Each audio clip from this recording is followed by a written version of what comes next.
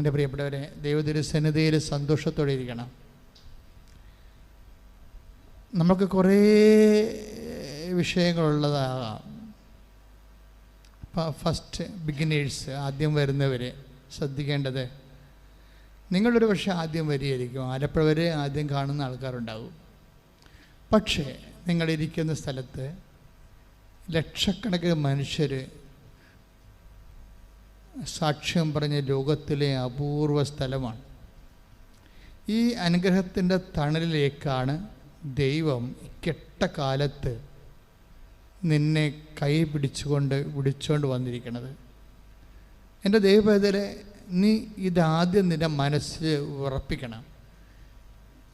ഇതൊരു ആക്സിഡൻ്റലായിട്ട് സംഭവിച്ച കാര്യമല്ല. ഞാനിവിടെ വന്നത് ഒരു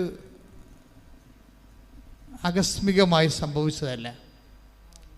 ദൈവം എന്നെ ഇവിടെ കൊണ്ടുവന്നതാണ്. എന്ന് പറഞ്ഞേ, ദൈവം എന്നെ ഇവിടെ കൊണ്ടുവന്നതാണ്. അപ്പം ആ ഒരു ബോധം ആദ്യമേ ഉണ്ടാകണം.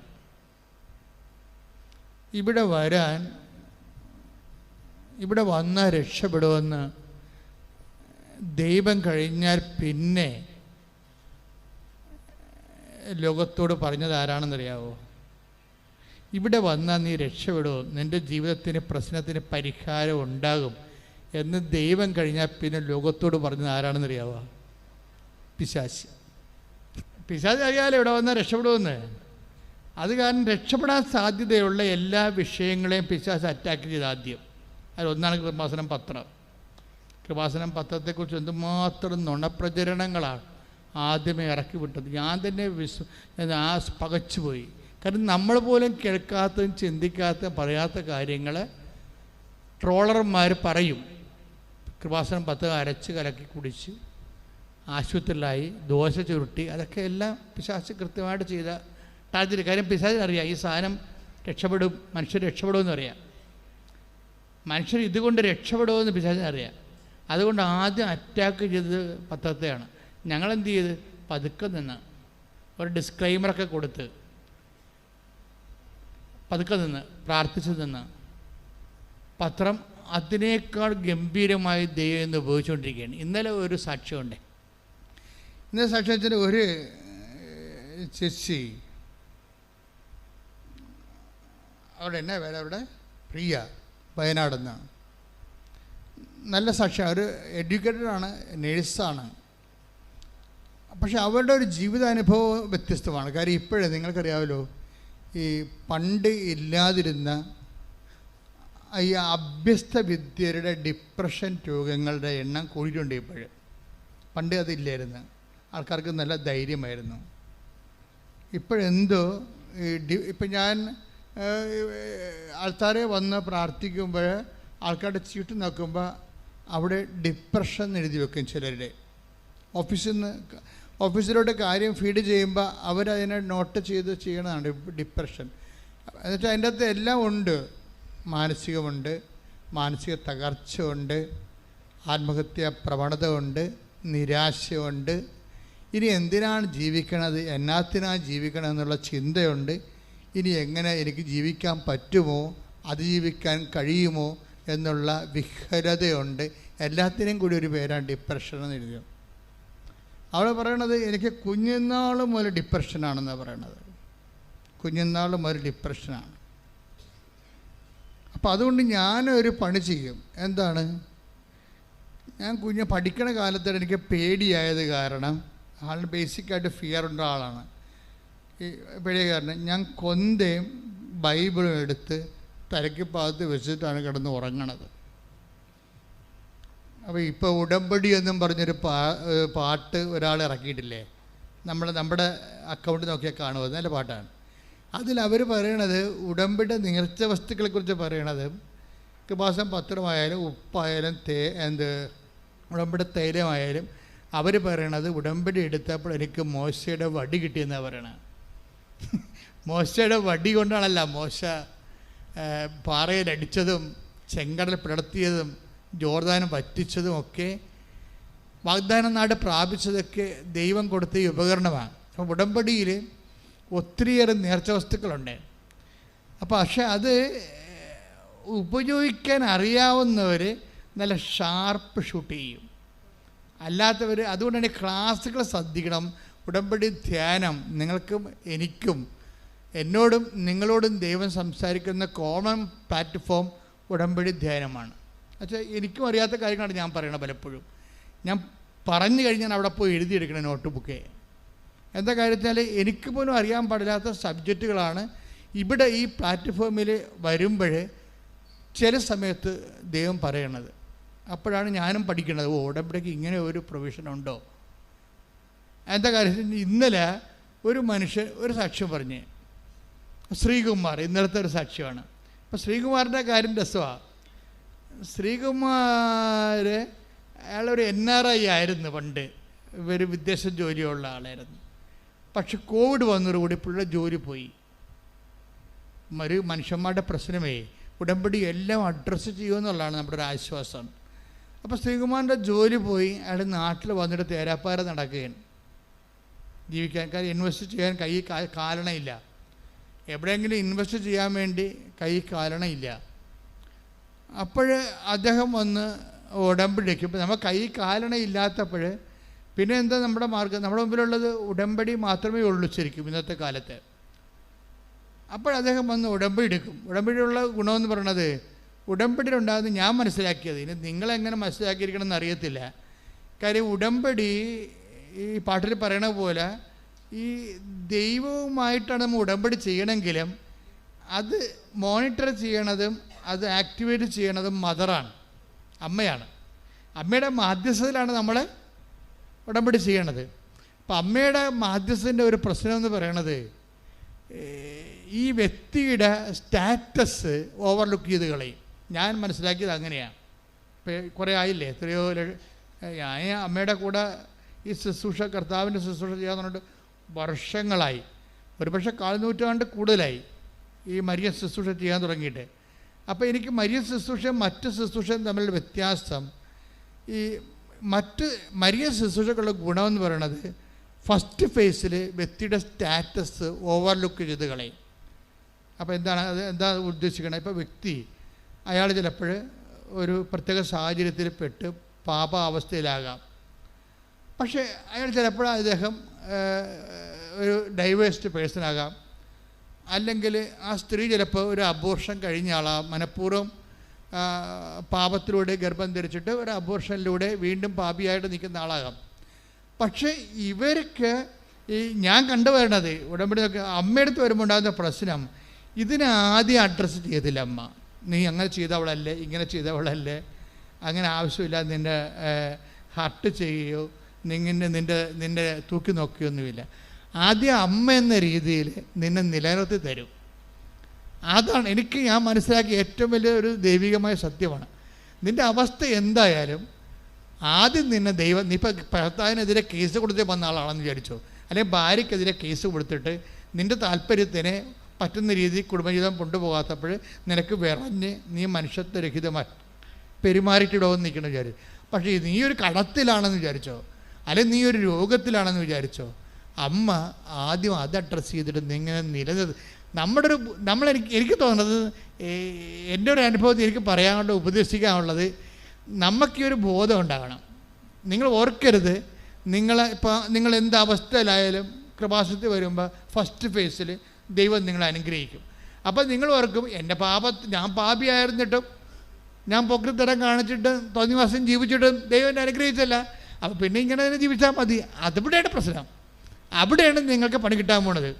ഇത് ഫസ്റ്റ് ഫേസിൽ നിങ്ങളെ നിലനിർത്തി തന്നിട്ട് ഈശോയുടെ ഒരു സ്റ്റാറ്റസ് ഉണ്ട്, അല്ല ഈശോയുടെ ഒരു അപ്രോച്ചിങ് ഉണ്ട്. എന്താണ്? ഇപ്പം ഞാൻ നിന്നെ സഹായിക്കുന്ന, മേലിൽ നീ നന്നായി ദൈവത്തിൻ്റെ പൈതലിനെ പോലെ ജീവിക്കണം. എന്തിനാണ് നമ്മൾ പാപം ചെയ്യരുതെന്ന് പറയുന്നതിൻ്റെ കാരണം, ദൈവം ഉദ്ദേശിക്കുന്നത് നീ ബേസിക്കായിട്ട് നീ ദൈവ പൈതലാണ്.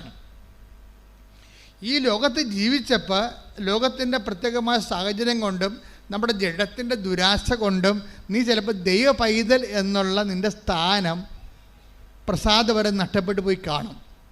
പക്ഷേ എന്ന് പറഞ്ഞാലും ദൈവം പറയും, നീ ഇപ്പോൾ ഒരു പാപാവസ്ഥയിലാണെങ്കിലും നീ എൻ്റെ മകനാണ്, അല്ലെങ്കിൽ നീ എൻ്റെ മകളാണ്. അതിനത്ര മാറ്റമില്ല. അതിന് അമ്മയെ വെച്ചിരിക്കുന്ന ദൈവം അമ്മയെ തന്നെ വെച്ചിരിക്കുന്നതിൻ്റെ പ്രധാനപ്പെട്ട കാര്യം എന്താ? അതായത് ഇങ്ങനെ ഒരു ഇൻഡീസൻറ്റ് സിറ്റുവേഷൻസ് ഉണ്ടായി, ദൈവത്തിന് പ്രോട്ടോക്കോൾ അനുസരിച്ചുകൊണ്ട് ഡയറക്റ്റ് ഇടപെടാൻ പറ്റാത്ത വിഷയമാണെങ്കിലും നിങ്ങൾ നിലനിർത്തണമെന്നുള്ള ദൈവത്തിൻ്റെ ഒരു മനസ്സിൻ്റെ അവസ്ഥയാണ്. ഇപ്പോൾ കാനായിലെ കല്യാണത്തിൻ്റെ കാര്യമാണ് തന്നെ എടുക്കാം. അവിടെ ആ വീഞ്ഞ് ഉണ്ടാക്കി കൊടുക്കേണ്ട ഒരു കഥയുമില്ല. യേശു എന്ന് പറയുന്ന ഈ ലോകത്തിൻ്റെ യുഗദൈവം ഒരിക്കലും ഇങ്ങനെ ഒരു വീട്ടിൽ ഒരു കല്യാണത്തിൽ വീഞ്ഞ് തീർന്നു പോയെന്നും പറഞ്ഞ് അവിടെ ഇടപെടേണ്ട കാര്യമില്ല. പ്രോട്ടോക്കോൾ അല്ലത്. ഇപ്പം നമ്മളുടെ വീട്ടിൽ നമ്മളുടെ ഇവിടെ നിങ്ങളുടെ വീട്ടിൽ തോട് പൊങ്ങി വെള്ളം കയറി ഉടനെ ജലസേചന വകുപ്പ് മന്ത്രി അവിടെ വരുവാ? ഇല്ല, വരത്തില്ല. അത് വില്ലേജ് ഓഫീസറാണ് വരുന്നത്. പ്രോട്ടോക്കോൾ അതാണ്. അതിൻ്റെ പ്രോട്ടോക്കോൾ അതാണ്. അപ്പം നമുക്കൊരു ഭൗതിക സാഹചര്യം ഇല്ല, നമുക്ക് വീഞ്ഞ് തീർന്നു പോയി. അത് ഉടനെ ഈശോ അവിടെ ലോകത്തിൻ്റെ പാപങ്ങൾക്ക് പരിഹാരം ചെയ്തുകൊണ്ട് ലോകത്തെ മുഴുവനും വീണ്ടെടുക്കാൻ വന്ന ഈശോ ആ കുടുംബത്തിൻ്റെ ഒരു സ്വാഭാവികമായ വിഷയത്തെ പ്രോട്ടോക്കോൾ അനുസരിച്ച് ഇടപെടേണ്ട കാര്യമില്ല. അതുകൊണ്ട് ഈശോ അത് പറയുന്നുണ്ടോ? എന്താണ് എനിക്കും നിനക്കും എന്താണ് ഈ വിഷയത്തിൽ? കാര്യം ഇത് ഒരു പ്രോട്ടോക്കോൾ നിരക്കാത്ത വിഷയമാണ്. പക്ഷേ എന്താണ് ഈശോ ചെയ്യണത്? എന്നിട്ട് അങ്ങനെയാണെങ്കിൽ ഇപ്പോൾ നിൻ്റെ കടമാകാം, നിൻ്റെ ജോലിയാകാം, നിൻ്റെ പ്രൊമോഷൻ വിഷയമാകാം. ഇന്നലെ ഡോണി ജോൺ എന്നൊരാൾ സാക്ഷ്യപ്പെടും. ഈ ഡോണി ജോണിൻ്റെ പ്രശ്നം എന്ന് വെച്ച് കഴിഞ്ഞാൽ പുള്ളിക്കാരനൊരു കോഓപ്പറേറ്റീവ് സംഘത്തിലെ സെക്രട്ടറിയാണ്. നമ്മൾ സഹകരണ സംഘമില്ലേ, സഹകരണ സംഘത്തിലെ സെക്രട്ടറിയാണ്. അപ്പോൾ സെക്രട്ടറിമാരെന്ന് പറയണത് നിങ്ങൾക്കറിയാമല്ലോ, സഹകരണ സംഘത്തിൽ ഏറ്റവും മെൻറ്റേഷൻ അനുഭവിക്കുന്ന ഒരു ക്രീച്ചർ സെക്രട്ടറിയാണ്. ബോർഡിൻ്റെ സെക്രട്ടറി ഉണ്ടാവും, നാട്ടുകാട് ഉണ്ടാവും, പിന്നെ മോളിൽ നിന്ന് വരുന്ന ജില്ലാ കോപ്പറേറ്റീവ് ബാങ്കിൻ്റെ നിരീക്ഷണങ്ങളുണ്ടാകും. എല്ലാം കൊണ്ട് പിന്നെ ബോർഡിന് തന്നെ അനാവശ്യമായ കൈകടത്തലുണ്ടാകും. ചിലപ്പോൾ ഇവരുടെ ജോലി തന്നെ ബോർഡിൻ്റെ ബോർഡ് ഇങ്ങനെ ഇവർ അപ്പോയിൻ്റ് ചെയ്തിരിക്കണ കാരണം ബോർഡിലെ ആൾക്കാരിങ്ങനെ മീശ പിരിക്കും. അങ്ങനെ ഒരു വല്ലാത്ത ജോലിയാണ് ഈ കോപ്പറേറ്റീവ് സെക്രട്ടറി എന്ന് പറയുന്ന ജോലി എന്ന് പറയുന്നത്. ഈ മനുഷ്യൻ ഇതുകൊണ്ട് ഡിപ്രഷനായി. കണ്ട, വീണ്ടും നോക്കിയേ, ഡിപ്രഷൻ കേസ് ഇപ്പോൾ വന്ന് കണ്ട, എനിക്ക് ഡിപ്രഷനായി കഴിയുമ്പോൾ സ്വാഭാവികമായിട്ട് കണക്ക് സമയത്ത് എഴുതാൻ പറ്റത്തില്ല, എൻട്രി മറന്നു പോകും, പിന്നെ ക്യാരി ഓവർ ചെയ്യാൻ പറ്റത്തില്ല, പിന്നെ അത് ഓഡിറ്റിങ് പ്രോബ്ലംസ് ഉണ്ടാകും. അപ്പോൾ അങ്ങനെ ഇഷ്യൂസ് ഡെവലപ്പ് ചെയ്ത് വന്ന് ഇതൊന്നും അറിയാമല്ല. പിന്നെ എന്താ വെച്ചാൽ എന്താ പറഞ്ഞാൽ ആ ഒരു വകുപ്പ് വെച്ചുകൊണ്ട് ഇയാളെ മാറ്റിയിട്ട് ബോർഡ് വേറെ ആളെ വെക്കും ഉടനെ. കാര്യം എന്താ, ഒരു ആളെ വെച്ച് ചിലപ്പോൾ 10 ലക്ഷത്തിനൊക്കെ ആയിരിക്കും വെക്കണത്. ബോർഡിന് പൈസ കിട്ടും. എല്ലാ ബോർഡുകാരും പൈസ വാങ്ങിക്കുന്നുണ്ടെന്ന് അറിയത്തില്ല, മേടിക്കണം നിർബന്ധമില്ല. പക്ഷേ ചില ബോർഡൊക്കെ പൈസ വാങ്ങിച്ചത് തന്നെയാണ് ഈ ഉദ്യോഗം കൊടുക്കണത്. അപ്പം അതുകൊണ്ട് സ്വാഭാവികമായിട്ട് ഈ പോസ്റ്റ് പോയാൽ വേറെ ആളെ വെച്ചാൽ അവർക്ക് ബോർഡിന് പൈസ കിട്ടും. അപ്പം അതുകൊണ്ട് തന്നെ ഇത് ഒരു ചാലഞ്ചിങ് പോസ്റ്റാണ്. ഈ മനുഷ്യൻ ഡിപ്രഷൻ ആയി കഴിഞ്ഞപ്പോൾ ഉടനെ പോസ്റ്റ് പോയിട്ട് പിന്നെ എന്താ മാർഗം? ഉടമ്പടിയേ ഉള്ളൂ. ഇന്നത്തെ മനുഷ്യൻ്റെ അവസ്ഥ അങ്ങനെയാണ്. എന്തെങ്കിലും സംഭവിച്ചാൽ അപ്പം തന്നെ വണ്ടി പിടിച്ച് ആൾക്കാർ അമ്മയെടുത്ത് വരും. അമ്മേ, കുഞ്ഞുങ്ങളെ പോറ്റാൻ മാർഗ്ഗമില്ല, എൻ്റെ തന്നെ കുഴപ്പമാണ്, ഡിപ്രഷനാണ് എനിക്ക്, അതും പറയും. നമുക്കിത് രണ്ടും പറയാൻ പറ്റിയത് ഗവൺമെൻറ്റിനോട് പറയാൻ പറ്റത്തില്ല. അമ്മ എനിക്ക് ഡിപ്രഷനാണെന്ന് പറയാൻ പറ്റില്ല. നമ്മൾ ഗവൺമെൻറ് പറഞ്ഞാൽ പറയും ഡിപ്രഷനാണ്, ഇപ്പോൾ വീട്ടിൽ പോയി ഇരിക്കാൻ പറയും. വേറെ നിങ്ങൾക്ക് പറ്റണ വല്ല ഹോൾസെയിൽ കടയോ സിഗരറ്റ് കടയൊക്കെ വിട്ടിട്ട് വീട്ടിൽ ഇരിക്കാൻ പറയും. അതേ പറയുന്നത്. ആരോട് ചോദിച്ചാലും പറയും അത് നിങ്ങൾ വീട്ടിൽ പോയി ചെറിയ മാടക്കടവലും ചെയ്യാൻ പറയും. നിങ്ങൾക്ക് ഡിപ്രഷൻ അല്ലേ? പക്ഷേ നമുക്ക് മനുഷ്യന്മാരോട് പറയാൻ പറ്റത്തില്ല. പക്ഷേ നമ്മൾക്ക് ഇത് രണ്ടും പറയാൻ പറ്റും. എനിക്ക് എൻ്റെ കുഞ്ഞുങ്ങളെ പോറ്റാൻ നിവൃത്തിയില്ല, എനിക്ക് ഡിപ്രഷനാണെന്ന് ഈ രണ്ടും പറയാൻ പറ്റുന്ന സ്ഥലം എവിടെയുണ്ട്? അമ്മ സന്നിധാനേ ഉള്ളൂ. ശരിക്കും പറഞ്ഞ് ആ മനുഷ്യൻ അത് പിന്നെ പറയണത് പച്ചക്ക് പറയണമെന്നേ ഉള്ളൂ. പറയണത് ഒക്കുക കിട്ടിയ കുട്ടി എന്നൊക്കെ പറഞ്ഞുകൊണ്ട് ഒത്താക്കൊള്ളാം ഇങ്ങനെ പറയുന്നത്. കണ്ണടച്ച് കുത്തണ പോലെ, നിങ്ങൾ PSC പരീക്ഷ എഴുതണ പോലെ ഒക്കണേ ഒന്ന് അങ്ങനെ കുത്തരുത്. ചില ആൾക്കാരുടെ പരീക്ഷ കുത്തണ പോലെയാണ് ഉടമ്പടി ചെയ്യണതേ. ഒക്കട്ടെ എന്ന് പറഞ്ഞുകൊണ്ട് അങ്ങനെ വന്നാൽ ദൈവത്തിന് ഇത് ഫ്രോഡാണെന്ന് അറിയാം. നിങ്ങളുടെ ഉടമ്പടി ഫേക്കാകും ഉടനെ. കാര്യം എന്താ, നിങ്ങൾ അതിൻ്റെ ഒരു consider amount of faith invest ചെയ്തിട്ടില്ല. ഒരു സിൻസിയറിറ്റി ഇൻവെസ്റ്റ് ചെയ്തിട്ടില്ല, നിങ്ങളൊരു സത്യസന്ധതയോ, ആ ഉടമ്പടി എന്ന് പറയുമ്പോൾ വിശ്വസ്തതയുടെ ഭാഗമാണ് സത്യസന്ധത.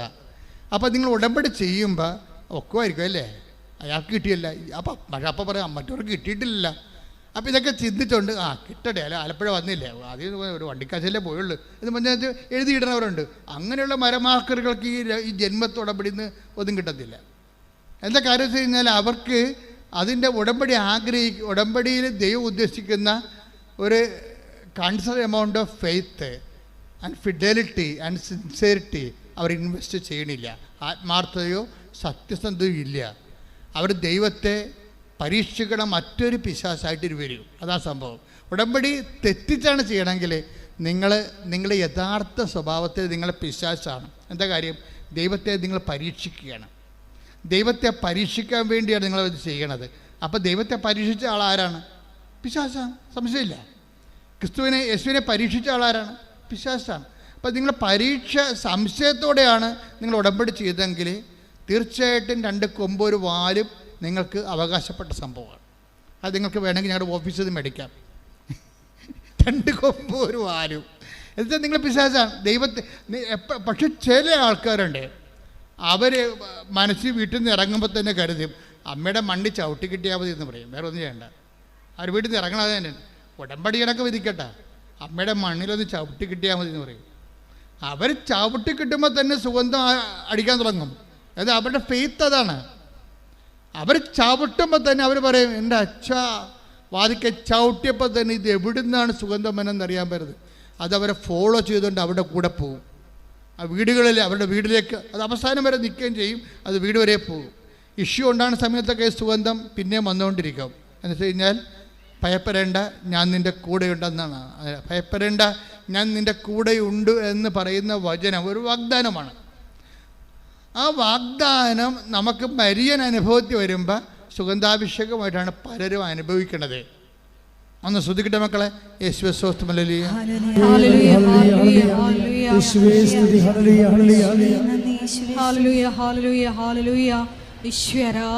ദിവ്യകാരുണ്യത്തിന് ആരാധനയും സ്തുതിയും പുകഴ്ചയും ഉണ്ടാകട്ടെ. അപ്പൊ ഈ ഡോണില്ലേ, അതായത് ഡോണി ജോണിൻ്റെ വിഷയം വളരെ പെർപ്ലസ്. ഉടമ്പടി എടുത്തിട്ട് ഇവിടെ ആൾക്കാർ വരുമ്പോൾ ഇവൻ ഭയങ്കര പെർപ്ലസ്ഡാണ്. എന്താണ് പറയേണ്ടത്, എങ്ങനെ അവതരിപ്പിക്കേണ്ടത്, എങ്ങനെ ജീവിക്കണത്, എത്ര കാലം ഇങ്ങനെ പോകും, എൻ്റെ അവസാനം എന്താണ്, നോ ഐഡിയ. അപ്പോൾ ഇവൻ്റെ ഇന്ന് പരവേശം പരിഭ്രമം കണ്ടപ്പോൾ ഞാൻ ചോദിച്ചു excited, what do you want exactly, നിനക്ക് എന്താ വേണ്ടതെന്ന് പറഞ്ഞു.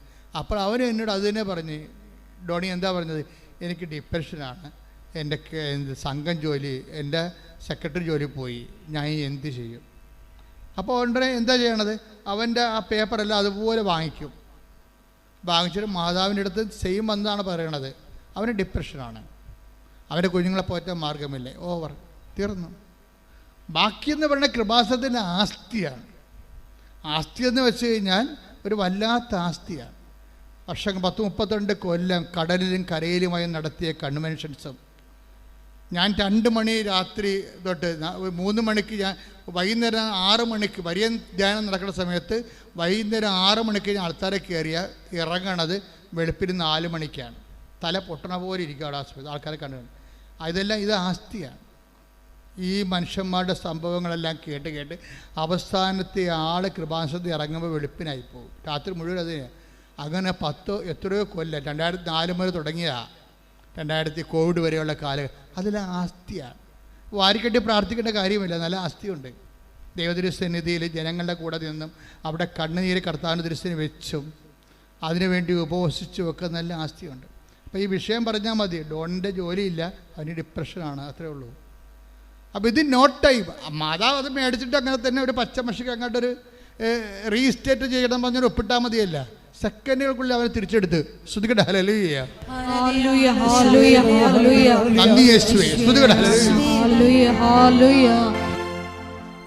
അതായത് ആസ്തി എന്ന് അച്ഛൻ പറഞ്ഞപ്പോൾ നിങ്ങൾ എന്താ വിചാരിച്ചത്? ആത്മരക്ഷയ്ക്ക് വേണ്ടി ഒരു വ്യക്തി ചെയ്യുന്ന പ്രേക്ഷിത നടപടിക്രമങ്ങളാണ്.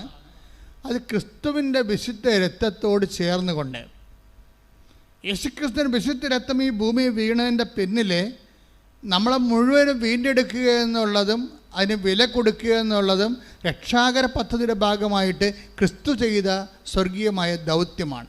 ഇതിനോട് ഐക്യദാർഢ്യം പുലർത്തിക്കൊണ്ടാണ് മറ്റുള്ളവരെ, ക്രിസ്തുവിനെ അറിയാത്തവരെ അറിയിക്കുകയും വേദനിക്കുന്നവരെ ക്രിസ്തുവിൽ ആശ്വസിപ്പിക്കുകയും ചെയ്യണം. ആ പണിയാണ് നിങ്ങളും ചെയ്യണത്. ഉടമ്പടിയിൽ നിങ്ങളുടെ ആസ്തി വർദ്ധിപ്പിക്കാൻ വേണ്ടി ഒത്തിരിയേറെ പ്രൊമോഷൻ ഫോർമുലയുണ്ട്. അതായത് നിങ്ങൾ ഒരു അനുഗ്രഹം ഇവിടെ കൈപ്പറ്റി സാക്ഷ്യം പറഞ്ഞെന്ന് പറഞ്ഞാൽ അത് വർക്കൗട്ട് ചെയ്യത്തില്ല. കാര്യം നിങ്ങൾക്കറിയാമല്ലോ, ബാങ്കിൽ കിടക്കണ പൈസ നമ്മൾ എടുത്തോണ്ട് ഇരുന്ന് കഴിഞ്ഞാൽ തീർന്നു പോകും അല്ലേ? അവസാനം 1000 രൂപ എല്ലാം ഉണ്ടെന്നുണ്ടെങ്കിൽ, അവസാനം ബാങ്ക് അക്കൗണ്ടിൽ 1000 രൂപയാണുള്ളതെന്നുണ്ടെങ്കിൽ 5 മാസം കഴിഞ്ഞ് ചെല്ലുമ്പോൾ 1000 രൂപ ഉണ്ടെന്ന് പറഞ്ഞ് ചെക്ക് എഴുതിയാൽ പറയുമ്പോൾ 1000 രൂപ ഒന്നും ഇല്ല, കാശ് ഇങ്ങോട്ട് തരാമെന്ന് പറയും. നിങ്ങൾക്കിവിടെ അക്കൗണ്ട് സൂക്ഷിച്ചതിന്, നിങ്ങളുടെ അക്കൗണ്ട് ഞങ്ങൾ സൂക്ഷിച്ചതിന് ആ സർവീസ് ചാർജായിട്ട് നിങ്ങളുടെ 1000 രൂപ ആവിയായിപ്പോയി. ഈ അക്കൗണ്ട് ഇപ്പോൾ വേണമെന്നുണ്ടെങ്കിൽ കാശ് ഇങ്ങോട്ട് തരണമെന്ന് പറയും. ഒരു ചേട്ടത്തിന് ഞാൻ ഇന്നലെ ഓടിച്ചിട്ട് ഇവിടെ കൊച്ചറ്റൻ സോപ്പിട്ട് ആ ചേട്ടത്തിനാണ്. എന്താ പ്രശ്നം വെച്ചാൽ ഇവർ വെള്ള ഉടമ്പടിയാണ് അവരുടെ വെള്ള ഉടമ്പടി എന്ന് വെച്ച് കഴിഞ്ഞാൽ 3ാമത്തെ പുതുക്കാണെന്ന് തോന്നുന്നു, 4ാമതല്ലേ സിൽവർ ഗ്രേ കിട്ടുന്നത്. വെള്ള ഉടമ്പടിക്ക് കക്ഷി 2 സാക്ഷ്യം നേരത്തെ പറഞ്ഞിട്ടുണ്ട്. ഇപ്പം 3ാമത്തെ സാക്ഷ്യത്തിന് കയറിയതാണ്.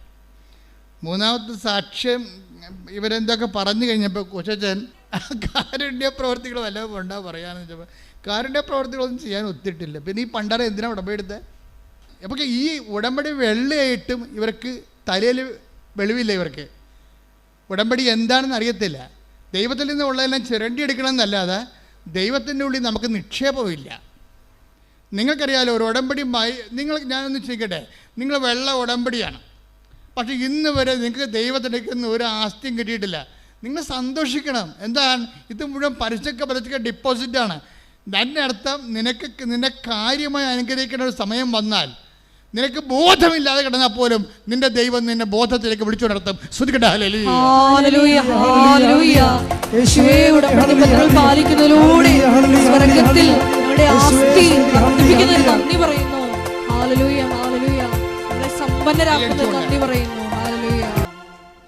തൃശ്ശൂരിൽ നിന്ന് ജെസ്സി ജസ്റ്റർ എന്നും പറഞ്ഞ്, ലിസി ജസ്റ്റർ, തൃശ്ശൂർ നമ്മുടെ ടീച്ചറാണ്. ഒരു ചേച്ചി ഒരു സാക്ഷ്യം പറഞ്ഞായിരുന്നു. അവർ ടീച്ചറാണ്, ലിസി ജസ്റ്റർ. ഇന്നലെ പറഞ്ഞ സാക്ഷ്യമാണ്. നിങ്ങളൊന്ന് ശ്രദ്ധിച്ചാൽ സാക്ഷ്യത്തിൻ്റെ ക്വാളിറ്റിയൊക്കെ വല്ലാണ്ട് അങ്ങനെ കൂടുന്നുണ്ടേ. അതായത് ഉടമ്പടിയുടെ മുഴുവനും ആത്മാവ് പ്രത്യേകിച്ച് എഡ്യൂക്കേറ്റഡ് ആൾക്കാരെ സാക്ഷ്യം നിങ്ങൾ ശ്രദ്ധിക്കണം. ഇതിൻ്റെ ഒരു പ്രോബ്ലം വന്നത് ഇപ്പോൾ നമ്മൾ അഭിമുഖീകരിക്കുന്നൊരു പ്രശ്നം, എഡ്യൂക്കേഷൻ കുറവുള്ളവർക്ക് ഉടമ്പടിയെക്കുറിച്ച് ഒരു ഐഡിയ, അതിനെ കറക്റ്റ് ആക്ടിവേറ്റ് ചെയ്യാൻ പറ്റണില്ല. കാര്യം ഇത് വളരെ മാത്തമാറ്റിക്കലായിട്ട് നമ്മൾ പ്രേസ് ചെയ്യണമാണല്ലോ. ഇതെല്ലാം ഒരു പ്രത്യേക പ്രോജക്റ്റ് പോലെ വരണത്.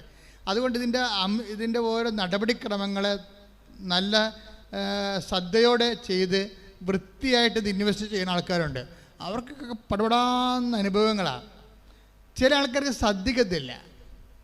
അതുകൊണ്ടാണ് ഞാൻ ചിലർ ചെവി കേൾക്കാൻ പാടില്ല, കണ്ണ് കാണാൻ പാടില്ല എന്ന് പറഞ്ഞ് ഉടമ്പടി ഇവിടെ വന്ന് ഉടമ്പടി എടുക്കും. ഈ ചെവി കേൾക്കാൻ പാടില്ലാത്തവരും കണ്ണ് കാണാൻ പാടില്ലാത്തവരും നിങ്ങൾ ഉടമ്പടി എടുക്കാൻ വിടരുത്. എന്താ കാര്യത്തിൽ ക്ലാസ് തന്നെ കേൾക്കണം. ആദ്യം ക്ലാസ് തന്നെ കേൾക്കണം.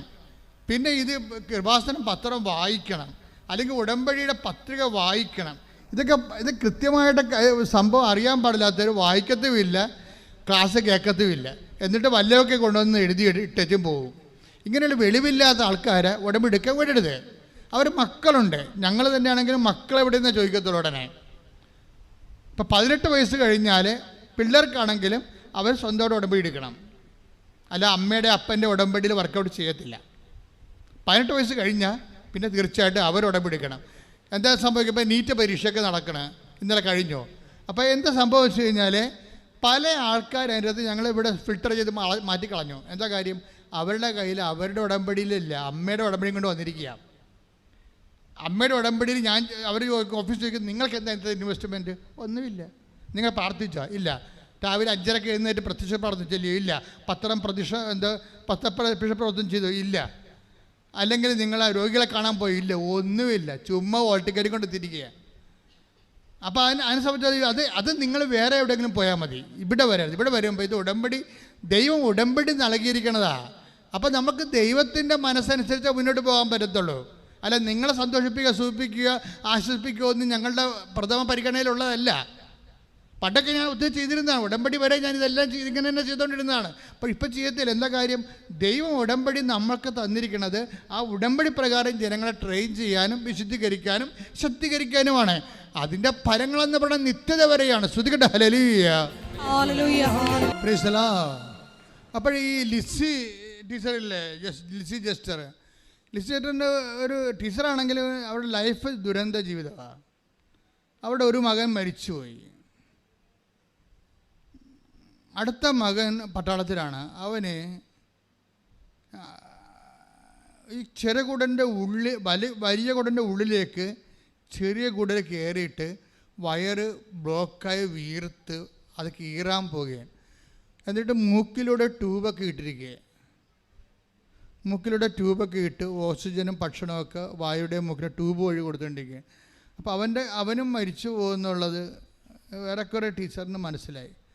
അപ്പോൾ ടീച്ചർ ഒരു തുറുപ്പിട്ട് വെട്ടി പ്രാർത്ഥനയ്ക്ക്. എന്താ കാരണം? അവർ ഉടമ്പടി എടുത്തിട്ട് പറഞ്ഞ്, കർത്താവേ, ഉടമ്പടി ഈ മകനെ നീ തിരിച്ച് വിളിക്കുകയാണോ? അതാണ് ആ ചോദ്യം. ഈ മകനെ നീ തിരിച്ച് വിളിക്കുകയാണോ? അതാണോ നിൻ്റെ ദൈവഹിതം? എനിക്ക് വേറെ മക്കളൊന്നും ഇല്ലല്ലോ. അപ്പോൾ എൻ്റെ സൽപ്രവർത്തികളെ നീ ഓർക്കണമെന്ന് പറഞ്ഞു. എൻ്റെ അമ്മേ, കാര്യം ഇവർ വൃത്തിയായിട്ട് സൽപ്രവർത്തി ചെയ്യുന്ന ആളാണ്. ഉടമ്പടി പറയുന്ന കാര്യങ്ങളെ വൃത്തി മെനവായിട്ട് ചെയ്യുന്ന ആളാണ്. അതിൻ്റെ രോഗികളെ ശുശ്രൂഷിക്കും, പണമില്ലാത്തവർക്ക് പണം കൊടുക്കും, ഉള്ളതുപോലെ കൊടുക്കും, ഭക്ഷണമില്ലാത്തവർക്ക് ഭക്ഷണം കൊടുക്കും, വസ്ത്രമില്ലാത്തവർക്ക് വസ്ത്രം കൊടുക്കും, ആശുപത്രി സന്ദർശിക്കും, ഉള്ള സമയത്ത് ഉള്ള പോലെ എല്ലാ കാര്യങ്ങളും. അപ്പോഴേ അതാണ് ആസ്തി എന്ന് ഞാൻ പറയണത്. ലിസി ടീച്ചറിന് എന്തൊക്കെ പറഞ്ഞാലും വിടുംബത്തിൽ സങ്കടമാണെങ്കിലും നല്ല ദൈവദൃശ്യത്തിന് നല്ല ആസ്തിയുണ്ട്. അപ്പോൾ ഉടനെ ടീച്ചർ പറഞ്ഞ്, ഇതിൻ്റെ ഓപ്പറേഷൻ കഴിഞ്ഞാൽ ഡോക്ടർ പറഞ്ഞ് ഓപ്പറേഷൻ കഴിഞ്ഞാലും കിട്ടാൻ പാടാണെന്ന് പറഞ്ഞു. അപ്പോൾ ഉടനെ ടീച്ചർ എന്താ ദൈവത്തോട് പറയണത്? എൻ്റെ സൽപ്രവൃത്തി നീ ഓർക്കണമേ. അതാണ് അതിൻ്റെ മർമ്മമെന്ന് പറയണത്. ഇപ്പോൾ ഒരു കതിന പൊട്ടിക്കണമെങ്കിൽ അതിൻ്റെ കുറിഞ്ഞി ഉണ്ടാകുമല്ലോ, അല്ലേ? കതിന ഇടിച്ച് നിറച്ചിട്ട് നിങ്ങൾ കഥ കണ്ടിട്ടില്ലേ? കഥ കണ്ടിട്ടുണ്ടോ? രക്ഷപ്പെട്ട് അതിന് ആ മരുന്നിരിക്കുന്ന സ്ഥലമാണ്. അവിടെ കൊണ്ട് തീ കൊടുക്കണം. അല്ല വല്ലോടത്തും കൊടുത്താൽ കതിന പൊട്ടത്തില്ല. അതിൻ്റെ മർമ്മം കുറിഞ്ഞു. അതാണ് മരുന്നിരിക്കണ ആ ദോരം. അവിടെ കൊണ്ട് നമ്മൾ ആ മരുന്ന് നമുക്ക് കത്തിയിട്ട് പൊട്ടണം. ഉടമ്പടിയുടെ മർമ്മം എന്ന് പറഞ്ഞ സൽപ്രവൃത്തിയാണ്. ലിസി ടീച്ചർ അവിടെ കൊണ്ട് കത്തിച്ച് സംഭവം എന്താണ്? എനിക്ക് വേറെ ഒരു യോഗ്യത ഒന്നുമില്ല. നിൻ്റെ നാമത്തിൽ ഞാൻ വെയിലും കൊണ്ടും മഴയും കൊണ്ട് കർത്താവിനെ അറിയാത്തവർ ഞാൻ അറിയിച്ചിട്ടുണ്ട്, കണ്ടവരോടെല്ലാം ഞാൻ കർത്താവിനെക്കുറിച്ച് പറഞ്ഞിട്ടുണ്ടെന്ന്. എൻ്റെ അമ്മേ, എല്ലാ പരിപാടിയും കഴിഞ്ഞ് അവനും ആശുപത്രിയിൽ നിന്ന് ഇറങ്ങിപ്പോന്നു. Praise the lord. Praise the lord. Hallelujah. അതുവെച്ചാൽ ആൾ സുഖപ്പെട്ട് ഈ ഒരൊറ്റ സംഭവത്തിൽ. ഇതാണ് ആസ്തി എന്ന് പറയണത്. നിങ്ങൾക്ക് എന്താ സംഭവിക്കണമെന്ന് വെച്ച് കഴിഞ്ഞാൽ, എനിക്ക് മനസ്സിലായിരിക്കണത്, പല ആൾക്കാരും ഭയങ്കര അകലെ നിന്ന് വണ്ടിയും പിടിച്ച് കാറും പിടിച്ചൊക്കെ വരും. കാറിൽ പകുതി ഉറങ്ങും, പകുതി വന്ന് ഉടമ്പടി തിയേറ്ററിൽ ഉടമ്പടി ക്ലാസ്സിലിരുന്ന് ഉറങ്ങും. അവസാനം പോകാതെ നേരത്ത് നമ്പർ കൊടുക്കും, ചിലർ കൊടുക്കത്തില്ല. നോൺ ക്രിസ്ത്യൻസ് എല്ലാം വൃത്തിയും മെനയുമായിട്ട് നമ്പരും കൊടുക്കും, പറയണ എല്ലാം കൃത്യമായിട്ട് അവർ ചെയ്യുകയും ചെയ്യും. അതാണ് അവർ ഇടിവെട്ട് സാക്ഷി അവരുടെ ആകണതിൻ്റെ കാരണം. അതാണ്. മറ്റേ ആൾക്കാരത് ഉടായ്പ പാർട്ടിയാണ്. അവർക്ക് അറിയത്തില്ല ഇതിനെക്കുറിച്ച്. നന്മ പറഞ്ഞ പറയും, അതൊക്കെ നമുക്ക് കുറച്ചിട്ടുള്ള ഇന്നസെൻറ്റിൻ്റെ ലോട്ടറി ടിക്കറ്റ് പോലെ പരിശുദ്ധം പറയും, അത് ചെല്ലിട്ടാണ് പറയും. ഇങ്ങനെ ഇതെല്ലാം ചെയ്തിട്ടുള്ള ചെല്ലുമ്പോൾ ഇവരൊന്നും ചെയ്യത്തില്ല. എന്താ പറഞ്ഞത്? ഇവരുടെ ഈ ഉടമ്പടി എന്ന് പറയണത് ഇങ്ങനെ ഈ എൻഡോസൽഫാൻ വീണ മരം പോലെ ഇരിക്കും. ഇങ്ങനെ കരിഞ്ഞുണങ്ങിയിരിക്കും. കരിഞ്ഞുണങ്ങി ഉടമ്പടി കുറേ ആൾക്കാർക്കുണ്ട്. അവർ ഉടമ്പടിയിൽ ഉണ്ടായിരുന്നതിനേക്കാളും അവിടെ സ്ഥിതി ഇപ്പോൾ മോശമായി. ഉടമ്പടി എടുക്കുന്ന മുമ്പ് ഇവർ കുറച്ചെങ്കിലും ദൈവതിരുസന്നിധിയിൽ വില ഉണ്ടായിരുന്നു. ഇപ്പോൾ ഇവർ പ്രഖ്യാപിത ഫ്രോഡായല്ല. ഉടമ്പടി എടുത്തിട്ട് ഉഴപ്പിക്കുമ്പോൾ എന്താണ് നിങ്ങളുടെ റിപ്പോർട്ടർ എന്താ പറയണത്? പ്രഖ്യാപിത ഫ്രോഡ്. വെച്ച് കഴിഞ്ഞാൽ പണ്ട് നിങ്ങൾ ഫ്രോഡായിരുന്നു, പക്ഷേ നിങ്ങൾ തിരിച്ചറിയത്തില്ലായിരുന്നു. ഇപ്പോൾ എന്താ? ഉടമ്പടി എടുത്ത് സൽപ്രവർത്തനം ചെയ്യാതെ, പരിശുദ്ധ പ്രവർത്തനം ചെയ്യാതെ, വീട്ടിൽ വരുന്നവർക്ക് ഇങ്ങനെ പട്ടിക്കെട്ട് കൊടുക്കണ പോലെയും കോഴിക്കെട്ട് കൊടുക്കണ പോലെയും വല്ല മരുന്ന ഭക്ഷണമൊക്കെ കൊടുത്ത് ഇങ്ങനെ കൊടുത്ത് ദൈവത്തെ പറ്റിച്ച അവസാനം നിങ്ങൾ ഫ്രോഡായി, പ്രഖ്യാപിത ഫ്രോഡായി. പക്ഷേ നിങ്ങൾക്ക് ഈ ഉടമ്പടിയിൽ എന്താ ചെയ്യണത്? ഉടമ്പടിയുടെ സാക്ഷ്യങ്ങൾ പോലും ഇപ്പം ചിലരൊക്കെ എഴുതുന്ന പറയേ, ഒരു സാക്ഷ്യം വരാൻ വേണ്ടി ഞാൻ കാത്തിരിക്കുകയാണ്. എന്താണ്? അത് കേട്ടിട്ട് അപ്പം തന്നെ ഞാൻ ഷെയർ ചെയ്യും, അടുത്തത് വരാൻ വേണ്ടി പ്രാർത്ഥിച്ച് കാത്തിരിക്കും. ഇതിനിടയ്ക്ക് ഉടമ്പടി ധ്യാനത്തിലൂടെ ദൈവം അവരെ ഹെൽപ്പ് ചെയ്യും. ഒരു നട്ടം തിരിഞ്ഞിരിക്കുകയാണ്, പുകഞ്ഞിരിക്കുകയാണ്, എന്ത് ചെയ്യണമെന്ന്. അപ്പോൾ ഉടനെ ഉടമ്പടി ധ്യാനം വെച്ച് മാതാവ് ഉടമ്പടി ധ്യാനത്തിലൂടെ അവരോട് സംസാരിക്കും. അപ്പോൾ അവർക്ക് ഉറപ്പ് കിട്ടും, ഇതാണല്ലേ പരിപാടി, എന്നിങ്ങനെ ചെയ്യാം എന്ന് പറയും. എന്നുവെച്ചാൽ ദൈവം ഒരിക്കലും നമ്മുടെ അകലെയല്ല. ദൈവത്തെ അടുത്ത് കിട്ടണമെന്ന് ആഗ്രഹിക്കണവനെ ദൈവം അടുത്തുണ്ട്. ദൈവത്തെ അടുത്ത് കിട്ടുന്ന ഇപ്പം എന്താ പ്രശ്നം? ഞാനിപ്പോൾ നിങ്ങളെ ഇപ്പം ആരൊക്കെ ഉണ്ടാലും ഞാൻ ഉപദേശിക്കും. ഇപ്പം ഞാൻ കഴിഞ്ഞ ദിവസങ്ങളിൽ ഒരു കന്യാസ്ത്രീ മഠത്തിൽ പോകാനിടയായി. ഇപ്പം നമ്മൾ ഇവിടെ നിന്ന് സിസ്റ്റർ സിക്കായിട്ട് ആശുപത്രി വീട്ടിൽ പോയപ്പോൾ ഞാൻ അവരെ കാണാൻ വേണ്ടി പോയി. അപ്പോൾ അവിടെ കുറേ കന്യാസ്ത്രീമാരുണ്ടായിരുന്നു. അവിടെ കുറേ ആസ്പിരൻസ് നൊവീഷ്യറ്റുണ്ടായിരുന്നു. അപ്പോൾ എനിക്ക് ആസ്പിരൻസിനെയും നൊവീഷ്യറ്റിനെ കാണുമ്പോൾ എനിക്ക് ഭയങ്കര സന്തോഷമാണ്. കാര്യം അവർ സമർപ്പണത്തിലേക്ക് വരികയല്ലേ. അപ്പം അവർക്ക് ഒരു ഉപദേശം കൊടുത്താൽ അവർ നിലനിൽക്കുമെന്നത്. അപ്പോൾ ഞാൻ അവരെ അരമണിക്കൂർ സിസ്റ്റേഴ്സിന് അവിടെ ചെന്നപ്പോൾ തന്നെ ഉപദേശിച്ച് എല്ലാവരെയും സഭയെക്കുറിച്ചും ഈശോയെക്കുറിച്ചും വചനത്തെക്കുറിച്ചും 10 ആളെ കിട്ടിയ അപ്പം സംസാരിക്കും. എന്തുകൊണ്ടാണ് ഞാൻ അങ്ങനെ സംസാരിച്ചത്? ഞാൻ മാതാവിനെ നേരിട്ട് കണ്ടതാണ്. എനിക്ക് ദൈവം എന്താണ്, നിത്യത എന്താണ്, ഈ ജോലിയുടെ ഗുണമെന്ത്, ഈ ശുശ്രൂഷയുടെ മെച്ചമെന്താണെന്നൊക്കെ എനിക്ക് നല്ലവണ്ണം അറിയാം. നിങ്ങളെ കണ്ടാൽ ഒരു അച്ഛൻ ദീസിനെക്കുറിച്ച് പറഞ്ഞില്ലെങ്കിൽ ഓർക്കുക, അയാളുടെ ലോഹയ്ക്ക് വെറുതെ ഒരു 800 രൂപയുടെ വിലയുള്ള ആ അച്ഛന് എന്താ കാര്യം? ക്രിസ്തു അയാളിലില്ല. അയാൾ പറയണത് വേറെ പല കാര്യമായിരിക്കും നിങ്ങളോട്. നമ്മുടെ കുടുംബം വിസിറ്റ് ചെയ്യാൻ വന്നാൽ പോലും അച്ഛൻ ക്രിസ്തുവിനോട് ഉപദേശിക്കാത്ത അച്ഛന്മാരുണ്ട്. അവർ വല്ല സാമ്പത്തിക വിഷയവും പരിയൊക്കെ പറഞ്ഞിട്ട് പൈസ എഴുതിക്കൊണ്ട് പോകും. അപ്പം നിങ്ങൾ തിരിച്ച് പറയണം, ഇതിങ്ങനെയല്ല അച്ഛാ ചെയ്യേണ്ടത്. എന്നിട്ട് നിങ്ങൾ ആ കുടുംബത്തിൻ്റെ വിഷയത്തിൽ എന്താ സംഭവിച്ചിരിക്കുന്നത്? ഇവർക്ക് കുറേ ആൾക്കാർക്കെങ്കിലും റിലേ പോയിട്ടുണ്ട്. ഞാൻ മനസ്സിലാക്കിയ അങ്ങനെ കുറേ ആൾക്കാർക്കെങ്കിലും ബോധ്യങ്ങൾ നഷ്ടപ്പെട്ടിട്ടുണ്ട്. ആ ബോധ്യം നഷ്ടപ്പെട്ട് കഴിഞ്ഞാൽ തീർച്ചയായിട്ടും ഉപദേശിക്കാൻ പറ്റത്തില്ല നമുക്ക് ആൾക്കാരെ. ബോധ്യം നഷ്ടപ്പെട്ടതാണ് സഭയിൽ ഉപദേശം കുറഞ്ഞത്. സഭയിൽ ഉപദേശം കുറഞ്ഞത് കൊണ്ടാണ് ജനങ്ങളെ വഴിപിഴച്ച് പോയത്. ഉപദേശം എന്ന് പറഞ്ഞാൽ വരവാണ്.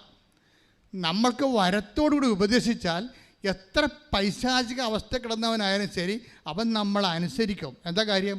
നമുക്കതിനുണ്ട്, കർത്താവ് നമുക്കതിൻ്റെ ഉപദേശ വരവുണ്ട്. അപ്പം അതുകൊണ്ട് തന്നെ നിങ്ങൾ ഇത് അച്ഛന്മാർക്ക് കന്യാസിമാർക്കും ഉള്ള സംഭവമല്ല, എല്ലാവർക്കും ഉപദേശിച്ചാണ്. നിങ്ങൾ ക്രിസ്തുവിനെ അറിഞ്ഞോ, നിങ്ങൾ ആ നിമിഷം മുതൽ ഉപദേശിയാണ്. ക്രിസ്തുവിനെ അറിഞ്ഞോ, ആ നിമിഷം മുതൽ നിങ്ങൾ ഉപദേശിയാണ്. കഴിഞ്ഞ ദിവസങ്ങളിലൊരു സാക്ഷ്യം ഉണ്ടായി. ഒരു മനുഷ്യന് അനുഭവം കിട്ടിയിട്ട് ആ മനുഷ്യൻ ട്രാൻസ്പോർട്ട് ബസ്സിൽ നിന്നുകൊണ്ട് കൃപാസനത്തെക്കുറിച്ച് സംസാരിച്ചുകൊണ്ടിരിക്കുകയാണ് ട്രാൻസ്പോർട്ട് ബസ്സിലേ. അപ്പോഴത്തെ അത്ര ആന്തരികമായ അനുഭവമായി. അപ്പോൾ ട്രാൻസ്പോർട്ട് ബസ്സിൽ നിന്നുകൊണ്ട് കൃപാസനത്തെക്കുറിച്ചും മാതാവിനെക്കുറിച്ചും ജനങ്ങൾക്ക് ഉണ്ടാകുന്ന ദൈവത്തിൻ്റെ ഇടപെടലിനെക്കുറിച്ച് സംസാരിച്ചുകൊണ്ടിരിക്കുകയാണ്.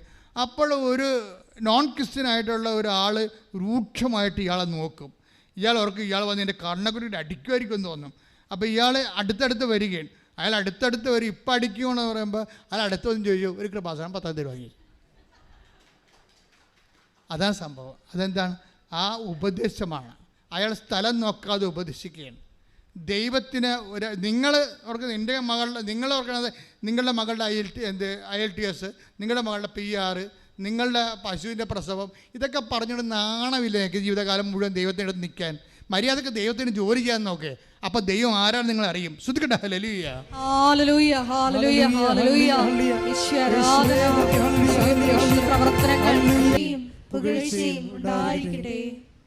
എന്താണ് ഈ സാക്ഷ്യം? എന്തിനാണ് ഇങ്ങനെ ഇടക്കിടക്ക് ഇപ്പോൾ ഒന്നിൽ കൂടെ സാക്ഷ്യങ്ങൾ വിശദീകരിക്കണമെന്ന് വെച്ചാൽ, ഒന്നാമത്തെ കാര്യം ഈ കേസ് സ്റ്റഡിയാണ് സാക്ഷ്യം. ഉടമ്പടിയുടെ കേസ് സ്റ്റഡിയാണ്. ഉടമ്പടി എങ്ങനെയാണ് ആക്ടിവേറ്റ് ചെയ്യണത്, ഉടമ്പടി എങ്ങനെയാണ് വർക്ക് ഔട്ട് ചെയ്യണത്, അതിൻ്റെ നോ ഹൗ ആണ് ഈ പറയണത്. അതുകൊണ്ട് നമ്മൾ ഇതുപോലെ ശ്രദ്ധിച്ച് സൂക്ഷിച്ച് ഇതൊരു ഉടമ്പടിയെ സമീപിക്കുന്ന ഒരു രീതിയുണ്ട്. അങ്ങനെ സമീപിച്ച് ടെക്നിക്കലായിട്ടാണ് ഇതിനെ അപ്രോച്ച് ചെയ്യേണ്ടതെന്ന് എനിക്ക് തോന്നുന്നത്. ഒരു ബിബ്ലിക്കൽ ടെക്നോളജിയാണ് ഇതിനകത്ത് ഉപയോഗിക്കുന്നത്. ബൈബിൾ എന്താണ് അനുഗ്രഹത്തിൻ്റെ ടെക്നോളജി, അതാണ് ഉടമ്പടിയിൽ ഉപയോഗിക്കുന്നത് ശരിക്കും പറഞ്ഞാൽ. അപ്പം അതിൻ്റെ ഓരോ ആൾക്കാർ ഉപയോഗിച്ചിട്ടിട്ട് അവർക്ക് കിട്ടിയ റിസൾട്ടാണ് നമ്മൾ അനലൈസ് ചെയ്യണത്. നമ്മളുടെ ആൾക്കാർ ഇപ്പം നമ്മൾ സാക്ഷ്യങ്ങൾ അച്ഛൻ വിശദീകരിച്ച് എന്ന് പറയുമ്പോൾ ഒരു ഉടമ്പടി റിസൾട്ട് അനലൈസ് ചെയ്യാൻ എന്ന് വെച്ചാൽ അതേ സിറ്റുവേഷനാണ് നീയെങ്കിൽ നിനക്ക് സെയിം ഇഫക്റ്റ് റിസൾട്ട് കിട്ടാൻ ഇതേ ഫോർമുല നീ ആക്ടിവേറ്റ് ചെയ്താൽ മതി. ഇപ്പം എന്താ ഇവരുടെ പ്രശ്നം? ധന്യയുടെ പ്രശ്നം എന്താണ്? ധന്യ എന്താ പറഞ്ഞത്? ഞാൻ വർഷങ്ങളായിട്ട് എനിക്ക് ഡിപ്രഷനുള്ള ആളാണ്, പേടിയുണ്ട് എല്ലാത്തിനോട്. അപ്പം ഞാൻ എന്താ ചെയ്തത്? ഞാൻ ജപമാലയും ബൈബിളും എൻ്റെ തലയ്ക്ക് ഭാഗത്ത് വെക്കും. ജപമാലയും ബൈബിളും തലയ്ക്ക് ഭാഗത്ത് വെക്കുന്നവരെ കൈപൊക്കിക്കേ. മരിക്കുമ്പോഴാണോ? ജീവിച്ചിരിക്കുമ്പോൾ ഉറപ്പായി, സന്തോഷം. നേരാണോ കൈപൊക്കിയത്? വെറുതെ ആണോ? ഇപ്പോൾ ബൈബിള് ചെറുതാണെങ്കിലും ഒന്ന് തലയ്ക്ക് ഭാഗത്ത് തന്നെ അല്ല, കൂടെ കൊണ്ട് നടക്കണത് നല്ലതായിരിക്കും. അതിൻ്റെ പ്രശ്നം വെച്ച് കഴിഞ്ഞാൽ നമ്മൾ ബൈബിൾ ചുമന്നുകൊണ്ട് നടക്കണ ആളാണെന്ന് ദൈവത്തിന് തോന്നിയാൽ ദൈവം ബൈബിളിലൂടെ സംസാരിക്കാനുള്ള അഭിഷേകം നമുക്ക് തരും. ദൈവം വ്യത്യസ്തമായ രീതി ദൈവത്തിന് എല്ലാ മീഡിയ ഉപയോഗിക്കാൻ പറ്റും. പക്ഷെ അതിൽ ഏറ്റവും ലളിതമായിട്ട് ഉപയോഗിക്കുന്ന ദൈവം ഉപയോഗിച്ച് കാണുന്നത് ബൈബിളാണ്. ബൈബിൾ ഇങ്ങോട്ട് കൊടുക്കുന്നു കഴിഞ്ഞാൽ ഇപ്പം നിനക്കൊരു പ്രശ്നം ഉണ്ടായി, നീ ഒരു വിശ്വാസപ്രമാണം ചൊല്ലി ബൈബിൾ ഓപ്പൺ ചെയ്യുമ്പോൾ കർത്താവ് നിന്നോട് അതിലൂടെ സംസാരിക്കും. ഇനി സംസാരിക്കണ വിഷയം നിനക്ക് മനസ്സിലായില്ലെങ്കിലും കർത്താവിന് മനസ്സിലായി കാണുമല്ല ആ വിഷയം. അപ്പോൾ നിന്നെ എംപവർ ചെയ്യും. കാര്യം ആ സിറ്റുവേഷൻ ഫേസ് ചെയ്യാൻ ആവശ്യമായ എനർജി നിന്നിലേക്ക് തരും. എന്നിട്ട് നീ മുന്നോട്ട് പോകാൻ പറയും, ഞാൻ നിൻ്റെ കൂടെ ഉണ്ടാവും. അപ്പം നീ ഒരു സ്വർഗസ്ഥനായ നന്മ പറഞ്ഞൂറും ചൊല്ലി പ്രാർത്ഥിച്ച് ദൈവത്തിൻ്റെ ആ ഒരു സിറ്റുവേഷൻസ് ആംബിയൻസ് കീപ്പ് ചെയ്തുകൊണ്ട് നീ പ്രാർത്ഥിച്ച് മുന്നോട്ട് പോകണം. എൻ്റെ മക്കളെ, ഈശോ എന്താ പറഞ്ഞത്? നിരന്തരം പ്രാർത്ഥിക്കേണ്ടതിൻ്റെ ആവശ്യകത വ്യക്തമാക്കാൻ. ഇപ്പോൾ ഈ സോഷ്യൽ മീഡിയയുടെ കാലമായത് കാരണം 10 പൈസക്ക് പഠിപ്പുണ്ടെങ്കിൽ പിന്നെ താൻ ആൾ വലിയ ജമണ്ടനാണെന്ന് നാട്ടുകാർ അറിയിക്കാൻ വേണ്ടി ഈ പന്നി ഉടനെ ദൈവത്തെ നിഷേധിക്കും, അല്ലെങ്കിൽ സഭയെ നിഷേധിക്കും. എന്തിനാണെന്നറിയാവോ? മറ്റ് സഭക്കാരുടെയോ അല്ലെങ്കിൽ മറ്റ് മതക്കാരുടെയോ കയ്യടിയും ലൈക്കും കിട്ടാൻ വേണ്ടിയാണ്. എന്തൊരു പ്രലോഭനമാണെന്ന് നോക്കിയേ. അല്ല, ഈ സോഷ്യൽ മീഡിയ കാലത്ത് പുതിയ പാപികൾ വരുന്നതെന്നല്ല, പാപികളെ ഐഡൻറ്റിഫൈ ചെയ്യാൻ വേണ്ടി ദൈവം ഒരു അവസരം തന്നിരിക്കുന്നു. കൈയിട്ടിച്ച് ശ്രദ്ധിക്കട്ടെ. ഹല്ലേലൂയ.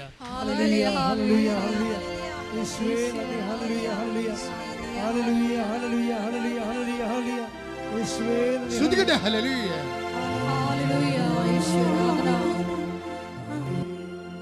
പരിശുദ്ധ പരമ ദിവ്യകാരുണ്യത്തിന് നേരവും ആരാധനയും സ്തുതിയും പുകഴ്ചയും ഉണ്ടായിരിക്കട്ടെ. അപ്പോൾ ഇങ്ങനെ പിശാച് ചില അഭ്യസ്ത വിദ്യരെ ഈ പൊതുസമൂഹത്തിൻ്റെ ലൈക്കിനും സബ്സ്ക്രിപ്ഷനും വേണ്ടി ദൈവത്തെയും അവർ പണയം വെച്ചുകൊണ്ട് സ്വയം പ്രഖ്യാപിത നിരീശ്വരവാദികളായിട്ടൊക്കെ സമൂഹത്തിലുണ്ടാകും. അപ്പം നമ്മളോർക്കും ഇത് ശരിയല്ലേ എന്ന് ചോദിക്കും. അവന് അത് പറയാൻ യാതൊരു റൈറ്റുമില്ല. എന്താ കാര്യം? അവൻ പ്രാർത്ഥിച്ചിട്ടില്ല. പ്രാർത്ഥിക്കാത്തതിന് പഞ്ചസാര എന്ന് ഇപ്പം ശർക്കര അല്ലെങ്കിൽ ശർക്കര എന്ന് നമ്മൾ വെള്ള പേപ്പർ എഴുതി വെച്ചിട്ട് നക്കി നോക്കിയാൽ മധുരം ഉണ്ടാവുക? ഇല്ല. അതാണ് സംഭവം. ശർക്കര തിന്നണം അല്ലേ? അപ്പം അതിൻ്റെ മധുരം എന്താണെന്നൊക്കെ വ്യത്യാസം. ശർക്കരയുടെയും പഞ്ചസാരയുടെയും മധുരം വ്യത്യസ്തമായിട്ട് മനസ്സിലാക്കണമെങ്കിൽ അത് രണ്ടും രുചിച്ച് നോക്കണം. അല്ല പത്രത്തെ എഴുതി വെച്ചിട്ട് നക്കിയിട്ട് കാര്യമില്ല. വല്ലയിടത്തെ പുസ്തകത്തിൻ്റെ വായിച്ച് നോക്കിയിട്ട് വല്ല കാര്യമുണ്ടോ? ഇതെല്ലാം നേരിട്ട് പ്രാർത്ഥിച്ച് അനുഭവിക്കേണ്ട വിഷയങ്ങളാണ്. പ്രാർത്ഥിച്ച് അനുഭവിച്ചാണ് ദൈവത്തെ അനുഭവിക്കണം എന്നുണ്ടെങ്കിൽ എൻ്റെ ദൈവപൈതലേ, ഉടമ്പടിയെപ്പോലെ ദൈവം വേറെ ഒന്നും കണ്ടുപിടിച്ചിട്ടില്ല. കൈയടിച്ച് ശ്രദ്ധിക്കട്ടെ.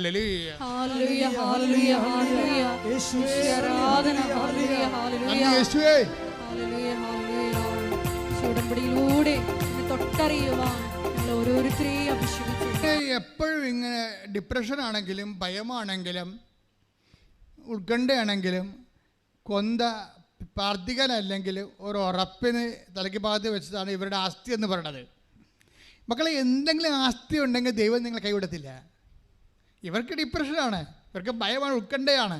പക്ഷെ അവർ അത് പ്രാർത്ഥിക്കാനല്ലെങ്കിലും മാതാവിൻ്റെ സാന്നിധ്യം അനുഭവിക്കാൻ പറ്റിയ, പ്രാർത്ഥിക്കാൻ പറ്റിയ ഒരു ദിവ്യ വസ്തുവാണ്. അതെൻ്റെ കൂടെ ഇരുന്ന അമ്മയുടെ സാന്നിധ്യം ഉണ്ടാകുമെന്ന് അവർ വിശ്വസിച്ച് അത് വെക്കുകയാണ്. അവരെത്രയോ വർഷങ്ങളാണത് വെക്കണത്. പക്ഷേ ഇപ്പം അവരുടെ ജീവിതത്തിൽ, ഈ ധന്യയുടെ ജീവിതത്തിൽ വല്ലാത്ത ഒരു പ്രതിസന്ധി വന്ന്. എന്താ പ്രശ്നം വെച്ചാൽ അവൾക്ക് സ്വതവേ ഡിപ്രഷൻ ഉണ്ടല്ലോ. അപ്പോൾ അവൾ കെട്ടിച്ച് വിട്ട വീട്ടിൽ കുറേ പ്രോബ്ലം ആയിപ്പോയി, വലിയ പ്രശ്നമായി. വലിയ പ്രശ്നം വെച്ചാൽ അവൾ അവിടെ ഒറ്റപ്പെട്ട പോലെ അവിടെ തോന്നി. കെട്ടിച്ചു വിട്ട വീട്ടിൽ എപ്പോഴും നമ്മൾ ഓർക്കണം, നമ്മൾ ഒറ്റപ്പെടുന്നുള്ള ഉറപ്പാണ്. നാത്തുമാരും അമ്മയൊക്കെ ഒരു കൈയായിരിക്കും എപ്പോഴും. കാര്യം അവർ അമ്മയും മക്കളും അല്ലേ വർഷങ്ങളായിട്ട്. നിങ്ങളിപ്പോൾ പുതുതായിട്ട് ചെന്ന് ചേർന്ന ആൾക്കാരല്ലേ, നിങ്ങൾ ഇന്നലെ ചെന്ന് ചേർന്ന ആൾക്കാരല്ലേ. പിന്നെ നിങ്ങൾക്കാണെങ്കിൽ ഈ ഭർത്താവിൻ്റെ അടുത്താണെങ്കിൽ ഒരു പരിധി കഴിഞ്ഞാൽ നിങ്ങൾക്ക് ആകപ്പെട്ടുള്ള ആസ്തി നിങ്ങൾ വീട്ടിൽ നിന്ന് കൊണ്ടുവന്ന ഷെയർ ഉണ്ടെങ്കിലേ ഉള്ളൂ. അതൊക്കെ ലോക്കറിൽ വെച്ച് അപ്പത്തിന് അവർ പൂട്ടും. അതെന്താ പ്രശ്നം വെച്ച് കഴിഞ്ഞാൽ അതേ നിങ്ങളുടെ ആസ്തിയുള്ളൂ. നിങ്ങളൊരു 10 കൊല്ലം 15 കൊല്ലം വെയിറ്റ് ചെയ്യണം. ഞാൻ ഇപ്പോൾ നിങ്ങൾ പറഞ്ഞു 21 ലക്ഷത്തോളം ആൾക്കാരെ കൗൺസിൽ ചെയ്തിട്ടില്ലേ. എനിക്ക് കെട്ടിച്ചു വിട്ട ആൾക്കാരോട് പറയാനുള്ളത്, നിങ്ങൾ അവിടെ ഓടുന്ന വേണ്ട അകത്ത് കിടന്ന് ഓടരുത്. മറിച്ച് ഒരു 15 കൊല്ലം നിങ്ങളുടെ കയ്യിൽ ജീവിതം കിട്ടണതെന്ന് പറഞ്ഞാൽ നിങ്ങളുടെ മകൻ 10ാം ക്ലാസ്സിൽ പഠിക്കുന്ന സമയമാണ്. അതുവരെ നിങ്ങൾക്ക് ജീവിതമില്ല ഇവിടെ. നിങ്ങൾ ന്യൂട്രലായിട്ട് നിൽക്കണം. നിങ്ങളുടെ പ്രൊഫഷൻ ശ്രദ്ധിക്കണം. നിങ്ങളുടെ 2 പ്രസവമൊക്കെ കഴിഞ്ഞ് 2 കുഞ്ഞുങ്ങളൊക്കെ ദൃഢമായി കഴിഞ്ഞാൽ നിങ്ങളുടെ പ്രൊഫഷൻ ശ്രദ്ധിക്കണം. എന്നിട്ട് നിങ്ങൾ വെയിറ്റ് ചെയ്യണം. അല്ല അമ്മയമ്മ അങ്ങനെ പറഞ്ഞ് അമ്മയമ്മ അതുകൊണ്ട് കുശിച്ചിട്ട് എന്നെ ഒഴിവാക്കി, എന്നെ പുറത്താക്കി, ഭർത്താവ് വന്നപ്പോൾ അവിടെ കൂടി തീർച്ചയായിട്ടും ഭർത്താവ് അത് അവരാങ്ങളെയും മക്കളും അല്ലേ, അവരമ്മയും മക്കളും അല്ലേ, അതുങ്ങൾ ഒരു രക്തമാണ്. അത് മനസ്സിലാക്കാനുള്ള ബോധം ഈ കഴുതകൾക്കില്ല പലതിനും. അപ്പോൾ തന്നെ അവിടെ കയറി വെളിച്ചപ്പാടാകും. വെയിറ്റ് ചെയ്യണം. നമ്മുടെ ലൈഫ് നമ്മുടെ കൈ വരുന്നവരെ, നമ്മൾ സ്വന്തം കാലം നിൽക്കുന്നവരെ വെയിറ്റ് ചെയ്യണം. മുത്തവരാണെങ്കിൽ എപ്പോഴായാലും നമ്മൾ മാറി താമസിക്കേണ്ടി വരും നിങ്ങൾ ഓർത്തേക്കണം. എപ്പോഴായാലും നമ്മൾ മാറി താമസിക്കേണ്ടി വരും എന്ന് നിങ്ങൾ ഓർക്കണം. സ്വാഭാവികമായിട്ടും അതെല്ലാം സ്വാഭാവികമായ കാര്യങ്ങളാണ്. എന്നും പറഞ്ഞ് ഇപ്പം തന്നെ മാറി താമസിച്ച് നിങ്ങൾ എന്ത് കാണിക്കാനാ? ഒരു വീട്ടിൽ ചെല്ലുമ്പോൾ തന്നെ മാറി താമസിക്കാൻ പറഞ്ഞാൽ അപ്പം തന്നെ അവർക്ക് മനസ്സിലാകും നിങ്ങൾ ആ അമ്മനെയോ അപ്പനെയോ സഹോദരങ്ങളെയോ നിങ്ങൾ അംഗീകരിക്കണില്ല.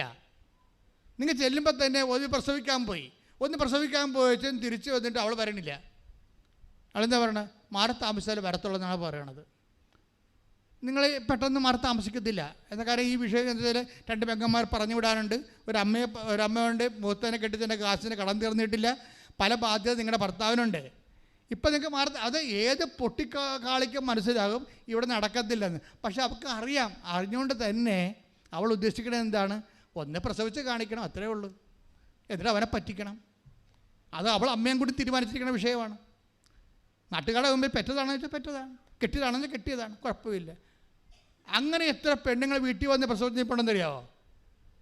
വീട്ടിൽ വന്ന് പ്രസവിച്ച് നിൽക്കുകയാണ്. ഇനി അവനെന്ന് വെച്ച് കഴിഞ്ഞാൽ അവനോട് മൂക്ക് കൊണ്ട് ഉണ്ടാക്കി വരപ്പിച്ചിട്ട് മാത്രമേ അതിനുള്ളിൽ ഇവിടെ ഒരു ജീവിതത്തിലാകും. നിങ്ങൾ ഉടമ്പടി എടുക്കണ കൊള്ളാം, പക്ഷേ ഉഡായിപ്പുണ്ടാക്കരുത് ജീവിതത്തിൽ.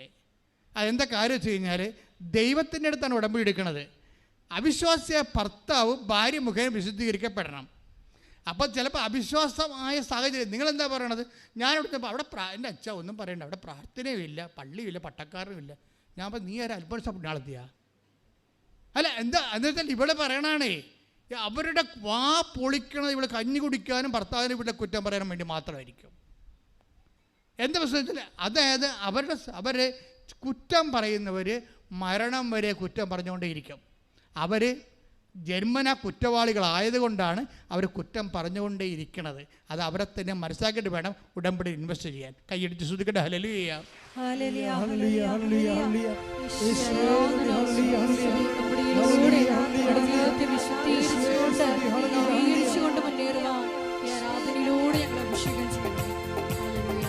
എടുത്തുമാരൊക്കെ ഒന്നിച്ചും കൊണ്ട് ഭർത്താവിൻ്റെ ഫോട്ടോ എൻ്റെ അടുത്ത് തരും.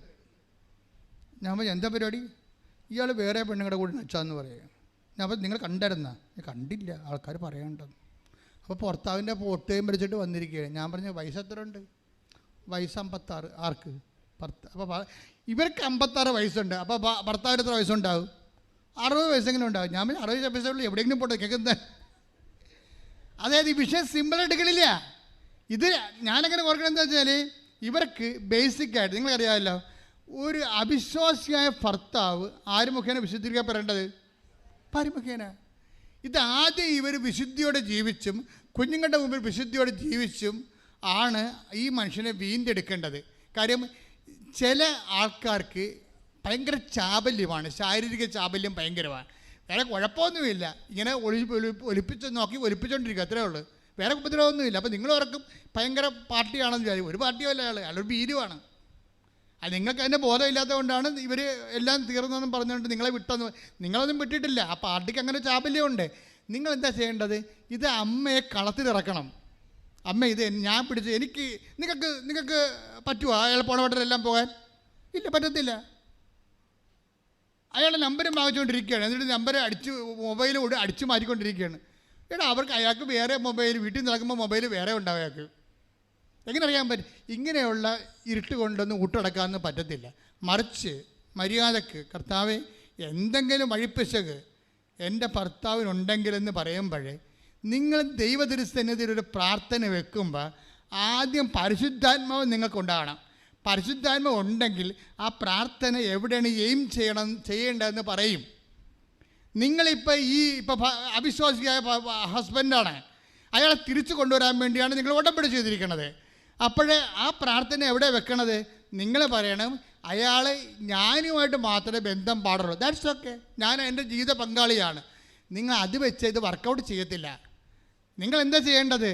നിങ്ങൾ വേണം, കർത്താവേ ആ മനുഷ്യൻ പാപിയായിട്ട് ജീവിക്കരുത്, അയാളുടെ വിശുദ്ധി സൂക്ഷിപ്പുകാരത്തി ഞാനാണ്, അതുകൊണ്ടാണ് ഞാൻ നിന്നോട് പറയണത്. അപ്പോൾ വിഷയം മാറും. എന്താ കാര്യം?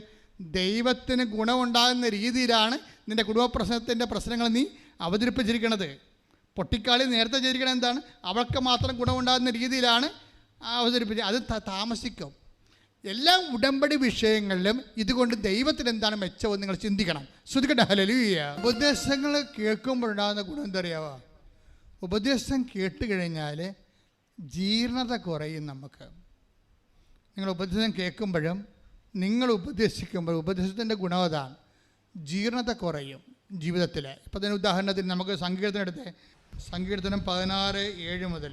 എനിക്ക് ഉപദേശം നൽകുന്ന കർത്താവിനെ ഞാൻ വാഴ്ത്തുന്നു. പറഞ്ഞേ, എനിക്ക് ഉപദേശം നൽകുന്ന കർത്താവിനെ ഞാൻ വാഴ്ത്തുന്നു. രാത്രിയിലും എൻ്റെ അന്തരംഗത്തിൽ പ്രബോധനം നിറയുന്നു. രാത്രിയിലും എൻ്റെ അന്തരംഗത്തിൽ പ്രബോധനം നിറയുന്ന കർത്താവ് എപ്പോഴും എന്റെ കൺമുമ്പിലുണ്ട്. അവിടുന്ന് എന്റെ വലതുഭാഗത്തുള്ളത് കൊണ്ട് ഞാൻ കുലുങ്ങുകയില്ല. അതിനാൽ എന്റെ ഹൃദയം സന്തോഷിക്കുകയും അന്തരംഗം ആനന്ദം കൊള്ളുകയും ചെയ്യുന്നു. എന്റെ ശരീരം സുരക്ഷിതമായി വിശ്രമിക്കുന്നു. അവിടുന്ന് എന്നെ പാതാളത്തിൽ തള്ളുകയില്ല. അങ്ങയുടെ പരിശുദ്ധൻ ജീർണിക്കാൻ അനുവദിക്കുകയില്ല. അപ്പൊ ജീർണത കുറയും ജീവിതത്തിൽ, കുടുംബജീവിതത്തിലായാലും ശരി. ഇപ്പൊ ഒരു ഭർത്താവ് അവിശ്വസ്തത കാണിക്കുമ്പോൾ കുടുംബജീവിത ജീർണതയല്ലേ. അപ്പം മകൻ കഞ്ചാവിന് ഒക്കെ അടിപ്പെട്ട് കഴിയുമ്പോഴും മകൾ വേറെ വല്ല രഹസ്യ ബന്ധങ്ങളെ തുടങ്ങുമ്പോൾ കുടുംബം ജീർണിക്കുകയല്ലേ. അപ്പോൾ ജീർണത കുറയാനുള്ള ഏറ്റവും നല്ല മാർഗം ഉപദേശങ്ങളാണ്. അതുകൊണ്ടാണ് നിങ്ങൾ ഉടമ്പടി ധ്യാനം കൂടണമെന്ന് പറഞ്ഞതിൻ്റെ കാരണം.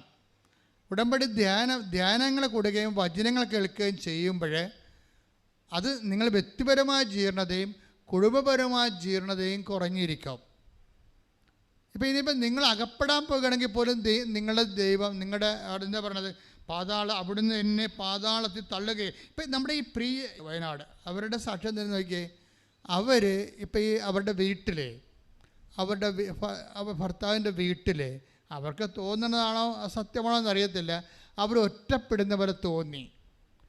ഒറ്റപ്പെടുകയും ചെയ്ത് ഭർത്താവ് ഇവളെ കുറ്റം പറയുകയും ഒഴിവാക്കുകയും ചെയ്ത്. അപ്പോൾ ആ വീട്ടിൽ ആർക്കും അവൾ ഇല്ല. ഇഷ്യൂസായി, കുടുംബത്തിൽ ഇഷ്യൂ ആയി. അവൾ നമ്മളൊരാളെ കെട്ടിച്ച് വിട്ട് അവരവരുടെ കാര്യം നോക്കി അവർക്ക് മാതാപിതാക്കന്മാരുടെ ചുമട് ഇറക്കി വെക്കണമല്ല. അപ്പോഴാണ് അവർ പണ്ട് അവൾ മാത്രമേ ഉണ്ടാവുള്ളൂ, ഇപ്പോൾ കൊച്ചും കൂടി അവൾ തിരിച്ചു വരികയാണ്. അപ്പോൾ വീട്ടിൽ അസ്വീകാര്യമാകുന്ന അവസ്ഥയാണ് അവൾക്കറിയാം.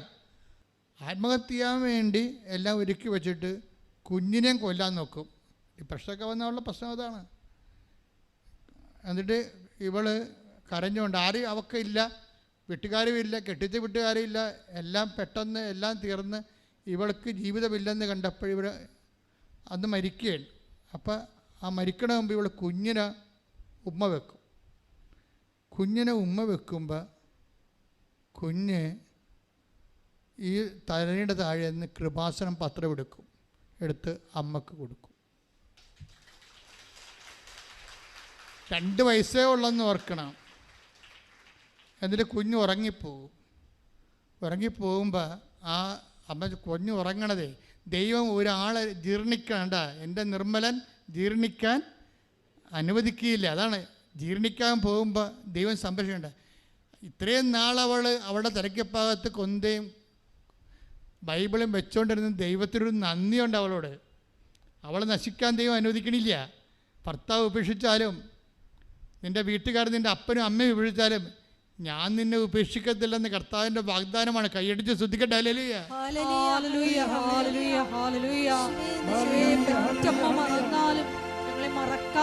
രണ്ടാമത്തെ അത്ഭുതം എന്ന് പറയണത് ഈ കുഞ്ഞ് 2 വയസ്സല്ലേ ഉള്ളൂ. കുഞ്ഞിന് അറിയത്തില്ല. കുഞ്ഞ് അത് എടുത്ത് കൊടുത്തിട്ട് ഉറങ്ങിപ്പോവും. പക്ഷെ കുഞ്ഞിൻ്റെ കൈ അവിടെ തലയ്ക്ക് ബൈബിളിൽ അകത്ത് വെച്ചാണ് ഉറങ്ങണ കുഞ്ഞ്. അപ്പം ഇവളോട് പരിശുദ്ധാത്മാ പറയും കൈ അടയാളം വെച്ചിങ്ങനെ എടുത്ത് വായിക്കാൻ പറയും. ഉടനെ ഇവൾ കൊതിയോടെ എടുത്തിട്ട് കൈ അടയാളം വെച്ചെടുത്ത് വായിക്കും. അതെന്താണെന്നറിയാമോ? I have carved you out in my palm. അത് ഐസയാണ് 49:15. ഞാൻ നിന്നെ കണ്ടുകൊണ്ടിരിക്കണമെന്ന്. അതാണ് ഞാൻ നിന്നെ കണ്ടുകൊണ്ടിരിക്കണമെന്ന്. എന്താ അർത്ഥം? എന്താണ്? എൻ്റെ ഉള്ളം കയ്യിൽ ഞാൻ നിന്നെ കൊത്തി വെച്ചിരിക്കണം. എന്തിനാ? എനിക്കിടയ്ക്കിടയ്ക്ക് നോക്കാൻ, നീ എന്ത് ചെയ്യണം നോക്കാൻ. അതാണ് എനിക്ക് കണ്ടുകൊണ്ടിരിക്കണം. അപ്പനും നിന്നെ കാണത്തില്ല, നിൻ്റെ ഭർത്താവ് നിന്നെ കാണത്തില്ല, നിൻ്റെ ഭാര്യ നിന്നെ കാണാത്ത കാലമുണ്ടെങ്കിലും കർത്താവിൻ്റെ കണ്ണ് നിന്നെ കണ്ടുകൊണ്ടേയിരിക്കും. ശ്രുതികട ഹല്ലേലൂയ. Hallelujah hallelujah hallelujah. ആരാധന ആരാധന ആരാധന. ഉടമ്പടിയിലുള്ള ഈ ഉറങ്ങാത്ത ദൈവം, അതായത് ഞാൻ നിന്നെ കണ്ടുകൊണ്ട് I have carved you out in my palm. ഞാൻ നിന്നെ കണ്ടുകൊണ്ടിരിക്കാൻ എപ്പോഴും എൻ്റെ ഉള്ളം കൈയിൽ തന്നെ കൊത്തിവെച്ചിരിക്കണമെന്ന്. അതൊക്കെ ദൈവത്തിൻ്റെ പരമമായ സ്നേഹമാണ്. ആ സ്നേഹമാണ് ഈ പത്രമെടുത്ത് കൊടുക്കണത്. ആ സ്നേഹമാണ് അവൾ അടയാളം വെച്ചിരിക്കണ കൈ വായിക്കോള്. യെശയ്യാ 49:16. ഇതാ നിന്നെ ഞാൻ എൻ്റെ ഉള്ളം കയ്യിൽ രേഖപ്പെടുത്തിയിരിക്കുന്നു. അവളിത് ഈ രേഖപ്പെടുത്തിയിരിക്കണമെന്ന് പറഞ്ഞ് വായിച്ചപ്പോൾ തന്നെ ആളിന് വായനയുടെ അഭിഷേകം കിട്ടി. കിട്ടിയിട്ട് പിന്നീട് വായിക്കണ എല്ലാം ദൈവം അവരോട് നേരിട്ട് അപ്പളെ ഇറങ്ങി വന്ന് കയ്യെ പിടിച്ച് പറയണ പോലെ തോന്നുന്നു. അതാണ് അഭിഷേകം കിട്ടിക്കഴിഞ്ഞാലുള്ള ഗുണം. അതാണ് ദൈവം നേരിട്ട് ഇറങ്ങി വന്ന് നമ്മുടെ കണ്ണിൽ നോക്കി നമ്മുടെ കയ്യെ പിടിച്ച്, അങ്ങനെയല്ലേ പറയണത്, ഞാൻ നിന്റെ മുഖത്ത് നോക്കി. Take the word of God. ശ്രദ്ധിക്കട്ടെ. സങ്കീർത്തനം 32:8. ഞാൻ നിന്നെ ഉപദേശിക്കാം. പറഞ്ഞേ, ഞാൻ നിന്നെ ഉപദേശിക്കാം. നീ നടക്കേണ്ട വഴി കാണിച്ചു തരാം. ഞാൻ നിന്റെ മേൽ ദൃഷ്ടി ഉറപ്പിച്ച് നിന്നെ ഉപദേശിക്കാം. വചനം അഭിഷേകമാകണം. എങ്ങനെയാണെന്നറിയാവോ? വചനം വായിക്കുമ്പോൾ ദൈവം നേരിട്ട് വന്ന് നമ്മുടെ കൈ പിടിച്ചുകൊണ്ട് കണ്ണിൽ നോക്കി പറയണ പോലെ നമുക്ക് തോന്നും. അങ്ങനെ പറയുമ്പോൾ നമുക്ക് ഇങ്ങനെ നമ്മുടെ ഉള്ളിൽ അഭിഷേക ആനന്ദവും ആത്മശക്തിയൊക്കെ നിറയുമ്പോൾ അപ്പോൾ ഇനി നമുക്ക് എല്ലാത്തിനും ഈ വചന വായന അവൾ അവസാനിപ്പിക്കുന്നത് 41:10. ഐശയ്യാ 41:10 എടുത്ത് ശ്രുതിക്കട്ടെ. ഹല്ലേലൂയ. ഞാൻ നിന്നെ ശ്രുതിക്കട്ടെ. ഹല്ലേലൂയ. 41:10 ഐശയ്യാ. ഭയപ്പെടേണ്ട. പറഞ്ഞ ഭയപ്പെടേണ്ട. ഞാൻ നിന്നോട് കൂടെയുണ്ട്. സംഭ്രമിക്കേണ്ട.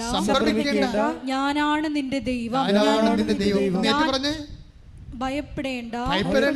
ഞാൻ നിന്നോട് കൂടെയുണ്ട്. സംഭ്രമിക്കേണ്ട. ഞാനാണ് നിന്റെ ദൈവം. കൈയടിക്കട്ടെ. അതായത് എൻ്റെ മക്കളെ, ഉടമ്പടിയുടെ ഏറ്റവും വലിയ ആസ്തി ഭദ്രത എന്ന് പറയണത് അഭിഷേകപ്രകാരം വായിക്കാൻ പറ്റുന്നതാണ്. നിങ്ങളിപ്പോൾ ഉറക്കം തൂങ്ങാൻ നേരത്ത് കുറച്ച് നേരം വായിച്ചിട്ട് ഒന്നും പറഞ്ഞാൽ അടച്ചു തല്ലി അവിടെ വെക്കുക. അങ്ങനെയല്ല. ഉടമ്പടി ഇത് വായിക്കണമെങ്കിൽ ഈ സമ്പൂർണ്ണ ബൈബിൾ വായിക്കണമെങ്കിൽ, പുതിയ നിയമം വായിക്കണമെങ്കിൽ 72 മണിക്കൂർ മതി. ഞാൻ 72 മണിക്കൂർ കൊണ്ട് വായിച്ചിട്ടുള്ളതാണ്, അതുകൊണ്ട് പറയണത്. 72 മണിക്കൂറാണ് പുതിയ നിയമം. അപ്പോൾ അങ്ങനെയാണെങ്കിൽ 2-3 ദിവസം ഉണ്ടെങ്കിൽ, ഒരു 5 ദിവസം ഉണ്ടെങ്കിൽ ഇത് മുഴുവൻ വായിക്കാൻ പറ്റും. ഇത് വായിക്കണമെങ്കിൽ ഒരു അഭിഷേകം കിട്ടണമെങ്കിലാണ് 5 ദിവസം. അഭിഷേകത്തിന് 5 ദിവസമേ ഉള്ളൂ. അത് ഇങ്ങനെ വായിക്കുന്നതോറും ഇങ്ങനെ നമ്മുടെ ഉള്ളിൽ ദൈവസ്നേഹവും ദൈവ ശക്തിയൊക്കെ ഇങ്ങനെ നുരഞ്ഞ് പതഞ്ഞ് ഒഴുകി നമുക്ക്, അതായത് നമ്മൾ ശരിക്കും പറഞ്ഞാൽ ആധ്യാത്മികമായി ലഹരി പിടിച്ചു പോകും. അങ്ങനെ വന്നാൽ അതിൻ്റെ അർത്ഥം എന്താണ്? നീ വായന അഭിഷേകത്തിലായാൽ അതിൻ്റെ അർത്ഥം എന്താണ്? ദൈവം നിൻ്റെ കൂടെ സഞ്ചരിക്കാൻ തുടങ്ങിയിരിക്കുന്നു. ഇനി എന്താണ്? നീ നടക്കേണ്ട വഴി നിൻ്റെ മുഖത്ത് നോക്കി ഉപദേശിക്കാൻ തുടങ്ങി. ഇപ്പം ധന്യനെ ഉപദേശിച്ച് ധന്യോട് പറഞ്ഞു, കുഴപ്പമില്ല, നീ വീട്ടിൽ പോയിക്കോ. വീട്ടിൽ ചെന്നപ്പോൾ പിന്നെന്താ പ്രശ്നം? അപ്പൻ എന്ന് പറയുന്ന ആൾ ഭർത്താവിനെതിരെ കേസ് കൊടുത്തിരിക്കുകയാണ്, ഇവളുടെ അപ്പൻ. പക്ഷേ ഇവൾ വീട്ടിൽ ചെന്ന് കഴിയുമ്പോൾ അപ്പനൊരു പാലത്തെ കൂടി സ്കൂട്ടിയും തള്ളിക്കൊണ്ട് പോകുമ്പോൾ പാലം ഒടിഞ്ഞ് അപ്പൻ സ്കൂട്ടിയോടുകൂടി വെള്ളത്തിൽ പോകും. പിന്നെ ആരാണ്ട് കണ്ടു നിൽക്കുന്നവർ കട്ടിച്ച് രക്ഷപ്പെടുത്തി ആശുപത്രിയിൽ എത്തിക്കുമ്പോൾ എത്തിക്കുന്ന സമയത്ത് വേറെ സംഭവം നടക്കും. അതായത് ഈ അപ്പം വീണ സമയത്ത് ഭർത്താവ് കൊച്ചിനെ കാണാൻ വേണ്ടി ഇവളുടെ വീട്ടിലുള്ള സമയത്താണ് അപ്പം വീഴണത്. ഇതൊക്കെ ഈ അപ്പനൊക്കെ ഉന്തിത്തള്ളി വീഴിക്കണത് ആരാണ്? ഇതാണ് പ്രശ്നം. ഈ ഭർത്താവ് വീട്ടിൽ വരാറില്ല. ഒരു ദിവസം അയാൾക്ക് തോന്നി കൊച്ചിനെ വന്ന് കാണണമെന്ന്. കൊച്ചിനെ കാണാൻ വേണ്ടി ഭർത്താവ് വീട്ടിൽ വരുമ്പോൾ അപ്പം പാലത്തിൽ നിന്ന് വീഴും. പിന്നെ എന്താ ചെയ്യണത്? അപ്പനെയും കൊണ്ട് മരുമകൻ ആശുപത്രിയിൽ പോകും. ആശുപത്രിയിൽ പോകുമ്പോൾ പല അസ്ഥികളും വിട്ടുപോകും സ്കാൻ ചെയ്യുമ്പോൾ. അപ്പോൾ അവൾ കണ്ണീരോടെ പറയും, എന്താ പറഞ്ഞ കർത്താവേ, ഞാൻ കൃപാസനത്തിൽ വന്ന് സാക്ഷ്യം പറഞ്ഞോളാം, നാളെ എക്സ്റേ എടുക്കുമ്പോൾ അസ്ഥി കൂടിയിരിക്കണമെന്ന് പറയും. അതുപോലെ തന്നെ നാളെ അസ്ഥി എടുക്കുമ്പോൾ അപ്പൻ്റെ അസ്ഥി കൂടിയിരിക്കും. ആ പ്രാർത്ഥനയുടെ രീതിയാണ്. പക്ഷേ വിഷയം സെറ്റിൽഡായി. എന്താണ്? അമ്മായിയപ്പനും മരുമകനും സ്നേഹമായി, ഭാര്യയും ഭർത്താവും സ്നേഹമായി, കുടുംബം സെറ്റായി. അവളിപ്പോൾ അത് പറയാൻ വേണ്ടി ഇവിടെ വന്നപ്പോൾ ജീന സിസ്റ്റർ പറഞ്ഞ്, നീ ഇനി വരുമ്പോൾ അപ്പനെയും പിടിച്ചോണ്ട് വരണം, എന്നിട്ട് സാക്ഷ്യം പറയാമെന്ന് പറഞ്ഞു.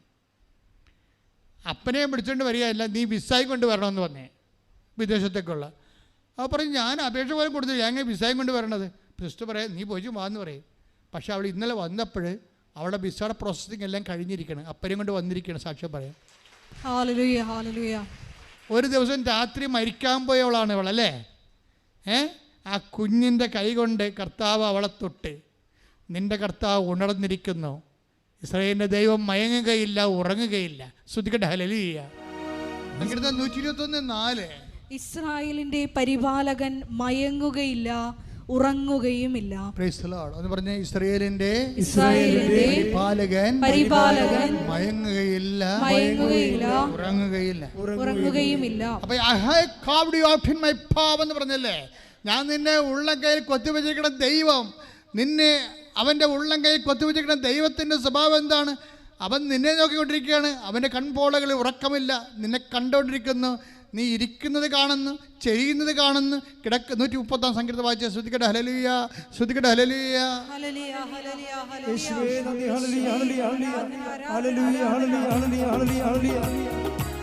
കർത്താവേ പറഞ്ഞേ, കർത്താവേ അവിടുന്ന് തന്നെ പരിശോധിച്ച് അറിഞ്ഞിരിക്കുന്നു. ഞാൻ ഇരിക്കുന്നതും എഴുന്നേൽക്കുന്നതും അവിടുന്ന് അറിയുന്നു. എന്റെ വിചാരങ്ങൾ അവിടുന്ന് അകലെ നിന്ന് മനസ്സിലാക്കുന്നു. അപ്പൊ ഇവിടെ ആത്മഹത്യ ചെയ്യാൻ പോയത് കാര്യമേ കർത്താവ് മനസ്സിലാക്കുന്നെന്നാണ്. അതാണ് സംഭവം. ഉറക്കമില്ല, അവൻ നിന്നെ ഉള്ളം കയ്യിൽ കൊത്തിവെച്ചിരിക്കുന്നു. അവൻ നീ മരിക്കാൻ പോകാൻ, നീ ജീർണിക്കാൻ, തൻ്റെ നിർമ്മലൻ അഴിഞ്ഞു പോകാൻ അനുവദിക്കത്തില്ല. കൈയടിച്ച് ശ്രദ്ധിക്കട്ടെ.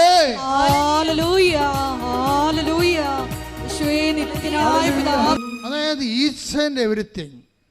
ഇപ്പോൾ ഒരു സ്റ്റോറിയുടെ അവസരം ഉണ്ടാവും, ഒരു കേസ് സ്റ്റഡി പോണ പോക്കുണ്ടാ.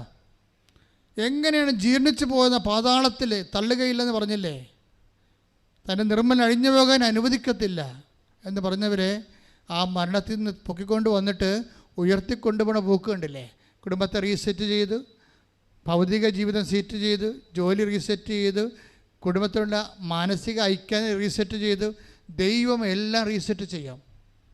അതുകൊണ്ടാണ് ഞാൻ പറയണത്, നിങ്ങൾ ഉപ്പ് നോക്കാൻ വേണ്ടി ഉടമ്പടി എടുക്കരുതെന്ന്. ചില ആൾക്കാർക്ക് പറ്റിയിരിക്കുന്ന സംഭവം ഉടമ്പടി എടുത്തു നോക്കാം, ദൈവം പ്രവർത്തിക്കട്ടെ, എന്നിട്ട് ഞാൻ പത്രം കൊടുക്കാം. ഇങ്ങനെ കുറേ പരിപാടികളുണ്ട്. ആ ഓരോ പ്രവർത്തനം ഞാൻ രോഗികളെ പോയി കാണാം. ദൈവം ആദ്യം എൻ്റെ വിസ പ്രോസസ്സിങ് നടക്കട്ടെ, ആദ്യം എനിക്ക് അഡ്വൈസ് മെമ്മോ വരട്ടെ, എന്നിട്ട് ഞാൻ ആഘോഷമായിട്ട് കെട്ടി ഇറങ്ങാം. ഇടി പെരിച്ചാൽ നീ ഇറങ്ങിയിട്ട് ദൈവത്തെ എന്ത് കാണിക്കാനാണ്? ഒന്നും കാണിക്കാനില്ല, നിനക്കാണ് കാണിക്കാനുള്ളത്. നീ ദൈവത്തിനെ വെല്ലുവിളിക്കുകയാണ്.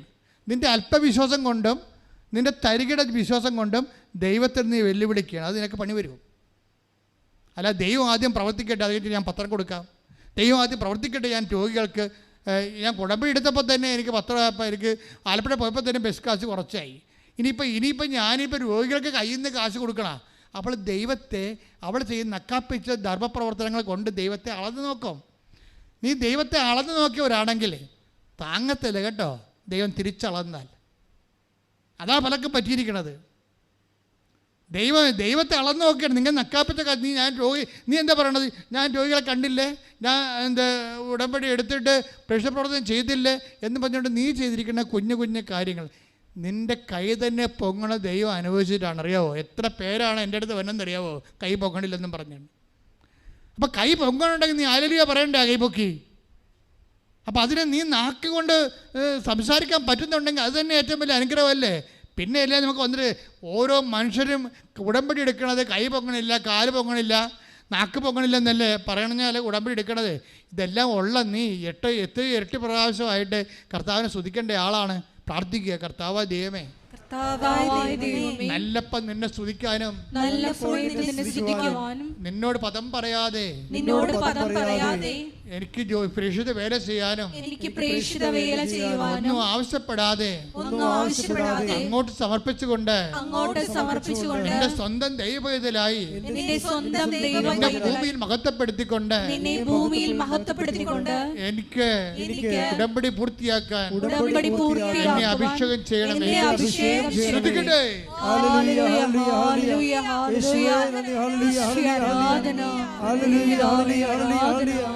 ശ്രീകുമാരന്റെ സാക്ഷ്യം വായിച്ചപ്പോഴാണ് എൻ്റെ മനസ്സിൽ ഇത് ഓർമ്മ വന്നത്. ശ്രീകുമാരൻ നിങ്ങൾ കണ്ടില്ലേ? നമ്മൾ ആദ്യം സാക്ഷ്യത്തിട്ട് ശ്രീകുമാരൻ വിട്ടുപോയി. ശ്രീകുമാരൻ്റെ പ്രശ്നം എന്താണ്? ശ്രീകുമാരൻ ഒരു NRI പാർട്ടിയാണ്. നാട്ടിൽ വന്നപ്പോൾ കാണുന്ന കാശിൻ്റെ കയ്യിലില്ല, കാശ് മുടക്കാൻ നിവർത്തിയില്ല. കാശില്ലല്ലോ, ജോലിക്ക് എവിടെയെങ്കിലും പോയി ജോലിക്ക് മുടക്കാൻ വേണ്ടി ഒരു ബിസിനസ് ചെയ്യാൻ വേണ്ടി കാശില്ല. അപ്പോൾ നാട്ടിൽ വന്നൊരു ജീവച്ഛവമായിട്ട് ഇങ്ങനെ ഗതികിട്ട പ്രേതമായിട്ട് നടക്കുകയാണ്. അപ്പോഴാണ് അവൻ വന്ന് ഉടമ്പടി എടുക്കണത്.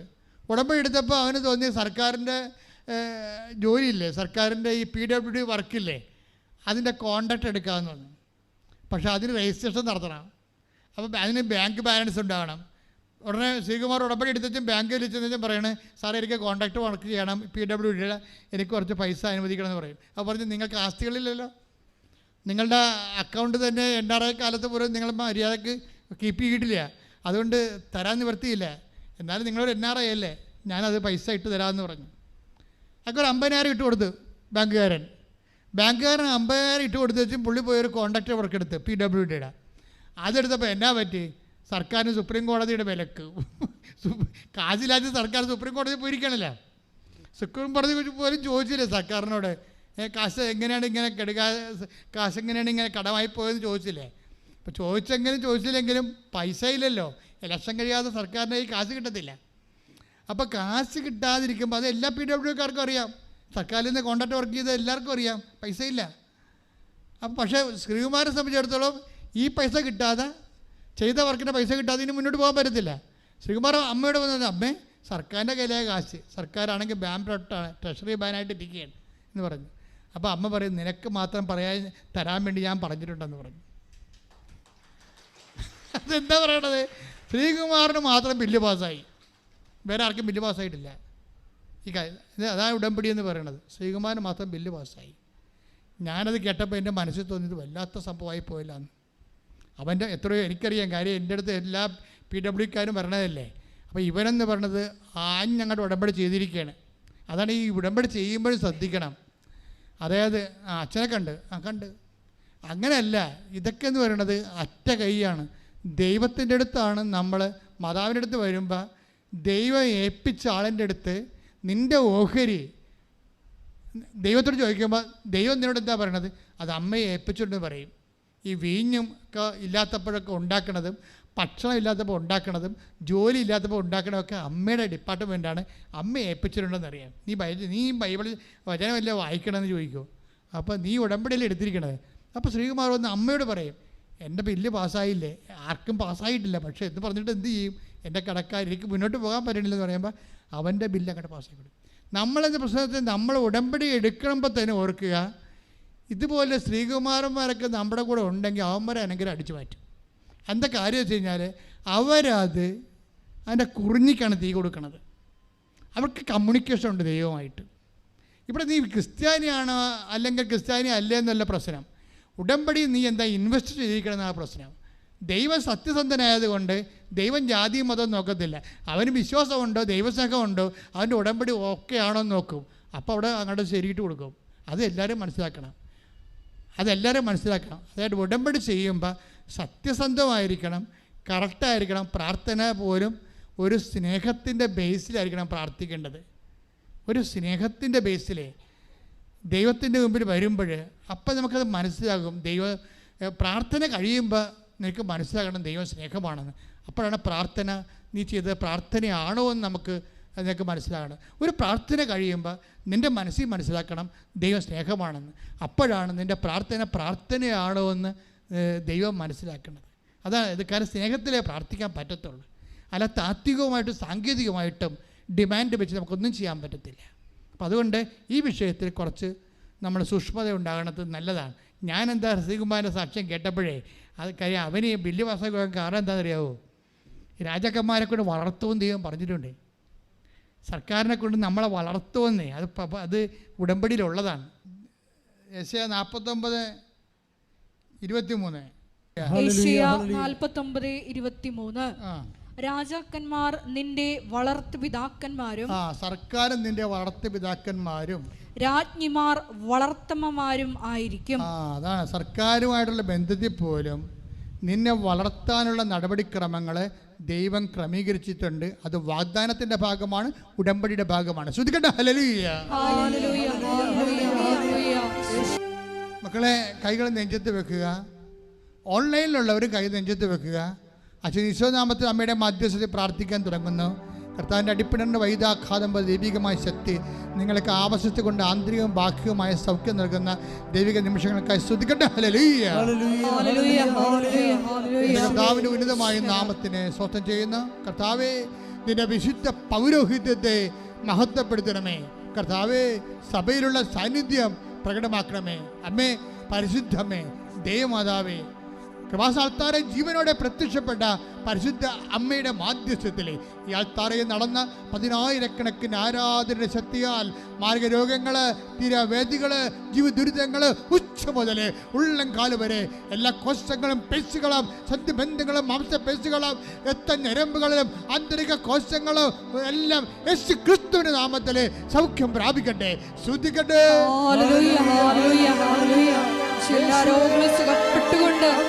ആരാധനയിലൂടെ അങ്ങയുടെ നാമത്തെ വീണ്ടും വീണ്ടും മഹത്വപ്പെടുത്തണമേ. ആരാധനയും സ്തുതിയും പുകഴ്ചയും ഉണ്ടായിരിക്കട്ടെ. എൻ്റെ പ്രിയപ്പെട്ടവരെ, വീണ്ടും ശാരീരിക രോഗങ്ങളുടെ മേലും കർത്താവ് ആധിപത്യം പ്രഖ്യാപിക്കുന്ന സമയമാണ്. നിൻ്റെ രോഗങ്ങളുള്ള സ്ഥലങ്ങളെല്ലാം ഞാൻ കൈവച്ച് പ്രാർത്ഥിക്കാം. ഒന്നിലേറെ രോഗങ്ങളുണ്ടെങ്കിൽ കൈ മാറ്റി മാറ്റി വെച്ച് പ്രാർത്ഥിക്കാം. അച്ഛൻ പ്രാർത്ഥിക്കുന്ന സമയത്ത് കർത്താവിൻ്റെ കണ്ണ് നിന്നെ ആവശ്യിക്കുന്ന സമയമാണ്. മാതാവിൻ്റെ കൃപാസനാക്കുന്ന ഓരോ സൗഖ്യവും മാതാവിൻ്റെ പ്രത്യക്ഷീകരണത്തിന് സ്ഥിരീകരണത്തിൻ്റെ സ്വർഗീയ അടയാളമാണെന്നുള്ള ബോധ്യത്തിൽ ശ്രദ്ധിക്കട്ടെ. എൻ്റെ കർത്താവേ, നിന്റെ ഉന്നതമായ നാമത്തിന് സ്വന്തം ചെയ്യുന്നു. എൻ്റെ കർത്താവേ, നിന്റെ വിശുദ്ധ പൗരോഹിത്യത്തെ മഹത്വപ്പെടുത്തണമേ. എൻ്റെ കർത്താവേ, ഞാൻ ഈ വർഷങ്ങളെ അടുപ്പിച്ചിട്ടുള്ള എല്ലാ ദിവ്യബലികളെയും ആരാധന നീ ഓർക്കണമേ. എൻ്റെ കർത്താവേ, ഇവിടുന്ന് ആശ്വാസം പ്രാപിച്ചു പോയിട്ടുള്ളവരെ, ഇവിടുന്ന് വിശുദ്ധീകരിച്ച് പോയിട്ടുള്ളവരെ കർത്താവെ, ഞങ്ങളുടെ സ്വർഗീയ ആസ്തികളെ കർത്താവെ നീ ഓർക്കണമെന്ന് പ്രാർത്ഥിക്കുന്നു. എൻ്റെ കർത്താവെ, നിന്റെ വിശുദ്ധ രക്തം കർത്താവെ ഇപ്പോൾ ഓൺലൈനിലും തീർത്ഥാടനത്തിലും പ്രാർത്ഥിക്കുന്ന മക്കളുടെ മേൽ ശിരസിലൊക്കെ തളിക്കണമെന്ന് പ്രാർത്ഥിക്കുന്നു. കൊശങ്ങൾ, പെശുകൾ, ഞരമ്പുകൾ, ഓട്ടിസം രോഗങ്ങൾ, അത് അപസ്മ രോഗങ്ങൾ, RSS രോഗങ്ങൾ, PCOD രോഗങ്ങൾ കർത്താവെ, വാതരോഗങ്ങൾ യേശുവിൻ്റെ നാമത്തിൽ സൗഖ്യമാകട്ടെ. മക്കളില്ലാത്തവര് ഈശോയെ ഗർഭത്തിൽ മക്കൾ മരിച്ചു പോകുന്ന അവസ്ഥയുള്ള ഉദരങ്ങൾക്ക് വിശുദ്ധമായ രക്തത്തെ കഴുകണമെന്ന് പ്രാർത്ഥിക്കുന്നു. ശ്വാസകോശങ്ങൾ കഴുകണമേ. ഹൃദയത്തിൽ ബ്ലോക്കുള്ളവരെയും ഹൃദയത്തെ അസുഖങ്ങളെ ഗുരുതരമായ സങ്കടങ്ങൾ അനുഭവിക്കുന്നവരെ അങ്ങിപ്പോൾ ഓർക്കണമേ എന്ന് പ്രാർത്ഥിക്കുന്നു. കർത്താവേ, നിന്നെ ആണിപ്പഴുതാർന്ന് പറഞ്ഞു കടത്താൽ ഹൃദയത്തെയും കരളിനെയും സ്പർശിക്കണമേ. കർത്താവെ, പാങ്ക്രിയാസിനെ സ്പർശിക്കണമേ, തൈരോയിഡിനെ സ്പർശിക്കണമേ, സ്പോണ്ടിലോസിനെ സ്പർശിക്കണമേ. എല്ലാ ഗ്രന്ഥികളും, എല്ലാ പേശികളും, എല്ലാ കുടലുകളും, എല്ലാ ആമാശയങ്ങളും യേശു ക്രിസ്തുവിന്റെ നാമത്തിൽ സൗഖ്യപ്പെടട്ടെ.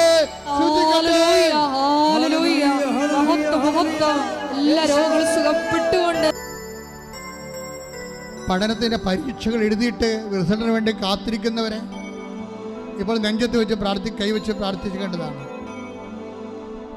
പലതരം വിസ പ്രോസസ്സിങ്ങിനുള്ള ഇരിക്കുന്നവരും പ്രാർത്ഥിക്കേണ്ട സമയമാണ്. ഭവനരഹിതർ പ്രാർത്ഥിക്കേണ്ട സമയമാണ്. ജോലിക്ക് തടസ്സമുള്ളവർ, ഓഫീസിൽ പ്രോബ്ലമുള്ളവർ, അന്യദേശങ്ങളിൽ ജയിലിലായിരിക്കുന്നവർ, നിങ്ങളെക്കുറിച്ച് കേസുകളുള്ളവർ ഇപ്പോൾ പ്രാർത്ഥിക്കേണ്ട സമയമാണ്. മാതാവേ, അപ്പോൾ മാതാവിൻ്റെ മധ്യസ്ഥത്തിൽ ഞാൻ എല്ലാവരും സമർപ്പിച്ച് പ്രാർത്ഥിക്കുന്നു. ഞങ്ങളുടെ കഴിവല്ല, ഞങ്ങളുടെ യോഗ്യതയല്ല. അമ്മ ഈ വിഷയം ഏറ്റെടുക്കണം പ്രാർത്ഥിക്കുന്നു. മക്കൾ എന്ത് അവസ്ഥയിലായാലും അമ്മയാകുമ്പോഴേ തീർച്ചയായിട്ടും അവർക്ക് ആശ്വാസം നൽകുന്ന ഈ നിമിഷങ്ങളിൽ അവർ ദൈവത്തെ അറിഞ്ഞ് ജീവിക്കാൻ അവരുടെ പാപങ്ങളെ അങ്ങ് അവഗണിച്ചുകൊണ്ട് അവരുടെ കണ്ണുനീരിന് അങ്ങ് ഓർത്തുകൊണ്ട് ഈ നിമിഷം അവരെ സ്പർശിക്കണം പ്രാർത്ഥിക്കുന്നു. അവർ ക്രിസ്തുവിനെ അറിഞ്ഞ് ജീവിക്കാൻ അവരിപ്പോൾ അനുഭവിക്കുന്ന സങ്കടങ്ങളിലും ജീവിത ദുർഘടങ്ങളിലും യേശു ക്രിസ്തുവിന്റെ ഉന്നതമായ നാമത്തിൽ പൂർണ്ണമായി മാറിപ്പോകട്ടെ. ശ്രദ്ധിക്കട്ടെ. എല്ലാ ജീവിത ദുരിതങ്ങളും തടസ്സങ്ങളും മാറിക്കൊണ്ട് ആരാധനയിലൂടെ അങ്ങയുടെ നാമത്തെ മഹത്വപ്പെടുത്തണമേ എന്ന് അങ്ങ് അനുസ്മരിക്കണമെന്ന് പ്രാർത്ഥിക്കുന്ന കർത്താവിന്റെ നാമത്തെ മഹത്വപ്പെടുത്തുന്ന പ്രാർത്ഥിക്കുന്ന കർത്താവ്, ഈ മക്കൾ അങ്ങയുടെ ദിവസത്തിന്റെ ഉടമ്പടികളും പ്രാർത്ഥനകളും അങ്ങ് ഇപ്പോൾ ഏറ്റെടുക്കണം പ്രാർത്ഥിക്കുന്ന ഓൺലൈനിൽ പ്രാർത്ഥിക്കുന്നവര് അവരുടെ ജോലി, വീട്, വിവാഹം, മക്കളില്ലാത്ത അവസ്ഥകൾ, ജീവിതത്തിൽ സാമ്പത്തിക കടങ്ങൾ, ജപ്തി നടപടികൾ, സ്ഥലം വിൽക്കാനുള്ളവർ, സ്ഥലം വാങ്ങാനുള്ളവർ, വീടില്ലാത്തവർ, എല്ലാ മക്കൾ ദുർനടപ്പിൽ പോയവരെ, തെറ്റായ പ്രണയബന്ധങ്ങൾ കുരുങ്ങിപ്പോയവരെ, കേസിൽ അകപ്പെട്ടിരിക്കുന്നവർ യേശു ക്രിസ്തുവിന്റെ വിശുദ്ധമായ രക്തം തളിക്കപ്പെടട്ടെ. യേശുവിന്റെ നാമത്തിൽ ബന്ധനങ്ങൾ അഴിഞ്ഞു മാറട്ടെ. ശ്രദ്ധിക്കട്ടെ.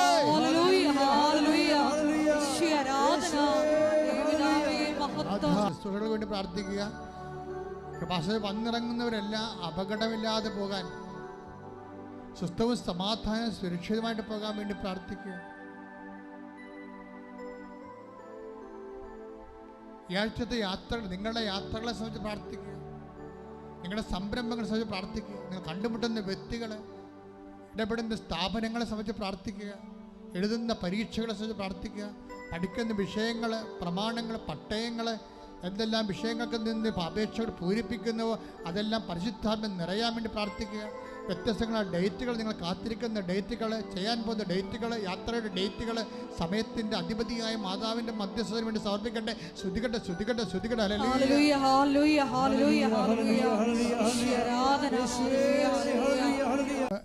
സമാപന ആശീർവാദം സ്വീകരിക്കാം, സന്തോഷം സ്വീകരിക്കാം. ആശീർവാദ സമയത്തും കർത്താവ് നിങ്ങൾ അനുഗ്രഹിക്കുക. അമ്മ നിങ്ങൾക്ക് വേണ്ടി ഈ നിമിഷം മധ്യസ്ഥം വഹിക്കുന്നു. Price the Lord. ഒരിക്കൽ കൂടി മരിയൻ ഉടമ്പടിയിൽ സമർപ്പിച്ചിരിക്കുന്ന എല്ലാ വിഷയങ്ങളും ദേവമാതാവിൻ്റെ മധ്യസ്ഥയിൽ ദിവ്യകാരുണ്യ സന്നിധിയിൽ സമർപ്പിച്ച് നമുക്കൊരു നിമിഷം മൗനമായിട്ട് പ്രാർത്ഥിക്കാം. നിന്നെ ഉള്ളം കൈയിൽ രേഖപ്പെടുത്തിയിരിക്കുന്ന അവിടുത്തെ സ്നേഹം ഈ ആരാധനയിലൂടെ ഞങ്ങൾക്ക് വെളിപ്പെടുത്തി തന്നതിന് നന്ദി പറയുന്നു. നിന്റെ വിജയകരമായ വലത്തുകൈ എപ്പോഴും ഞങ്ങളെ താങ്ങി നിർത്തുന്നുണ്ടെന്നുള്ള വലിയ ബോധ്യം തന്നതിന് നന്ദി പറയുന്നു. ഈശോയെ, രാജാക്കന്മാരുടെ എല്ലാം ഉള്ളത്തെ അലിയിച്ചുകൊണ്ട് ഞങ്ങളിലേക്ക് നിന്റെ കൃപ ചൊരിയുന്നതിന് ഞങ്ങൾ നന്ദി പറയുന്നു. ഇനിയും ഞങ്ങളെ ഒത്തിരി കൃപകളാൽ ധന്യരാക്കണമേ എന്ന് പ്രാർത്ഥിച്ചുകൊണ്ട് പ്രത്യക്ഷീകരണത്തിൻ്റെ സ്ഥിരം സാക്ഷികളാക്കി ഞങ്ങളെ ഓരോരുത്തരെയും ഞങ്ങളുടെ കുടുംബാംഗങ്ങളെ ഉയർത്തണമേ എന്ന് പ്രാർത്ഥിച്ചുകൊണ്ട് ശിരസ് നമിച്ച് നമുക്ക് ദിവ്യകാരുണ്യനാഥൻ്റെ ആശീർവാദം സ്വീകരിക്കാം.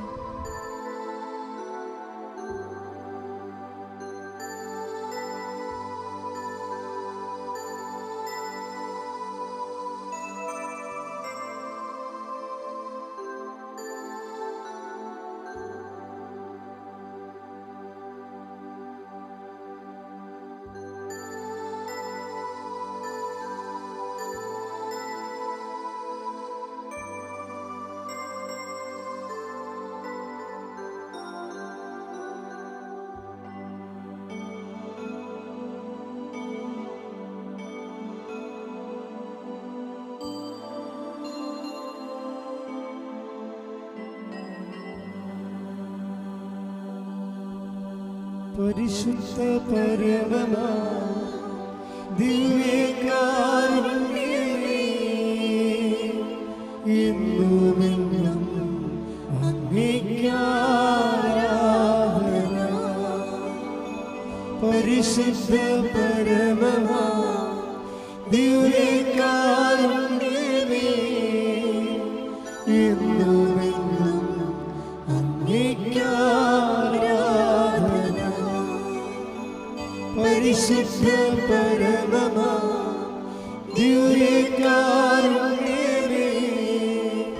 എന്നുമെന്നും അങ്ങേയ്ക്കാരാധന. ആവേ ആവേ ആവേ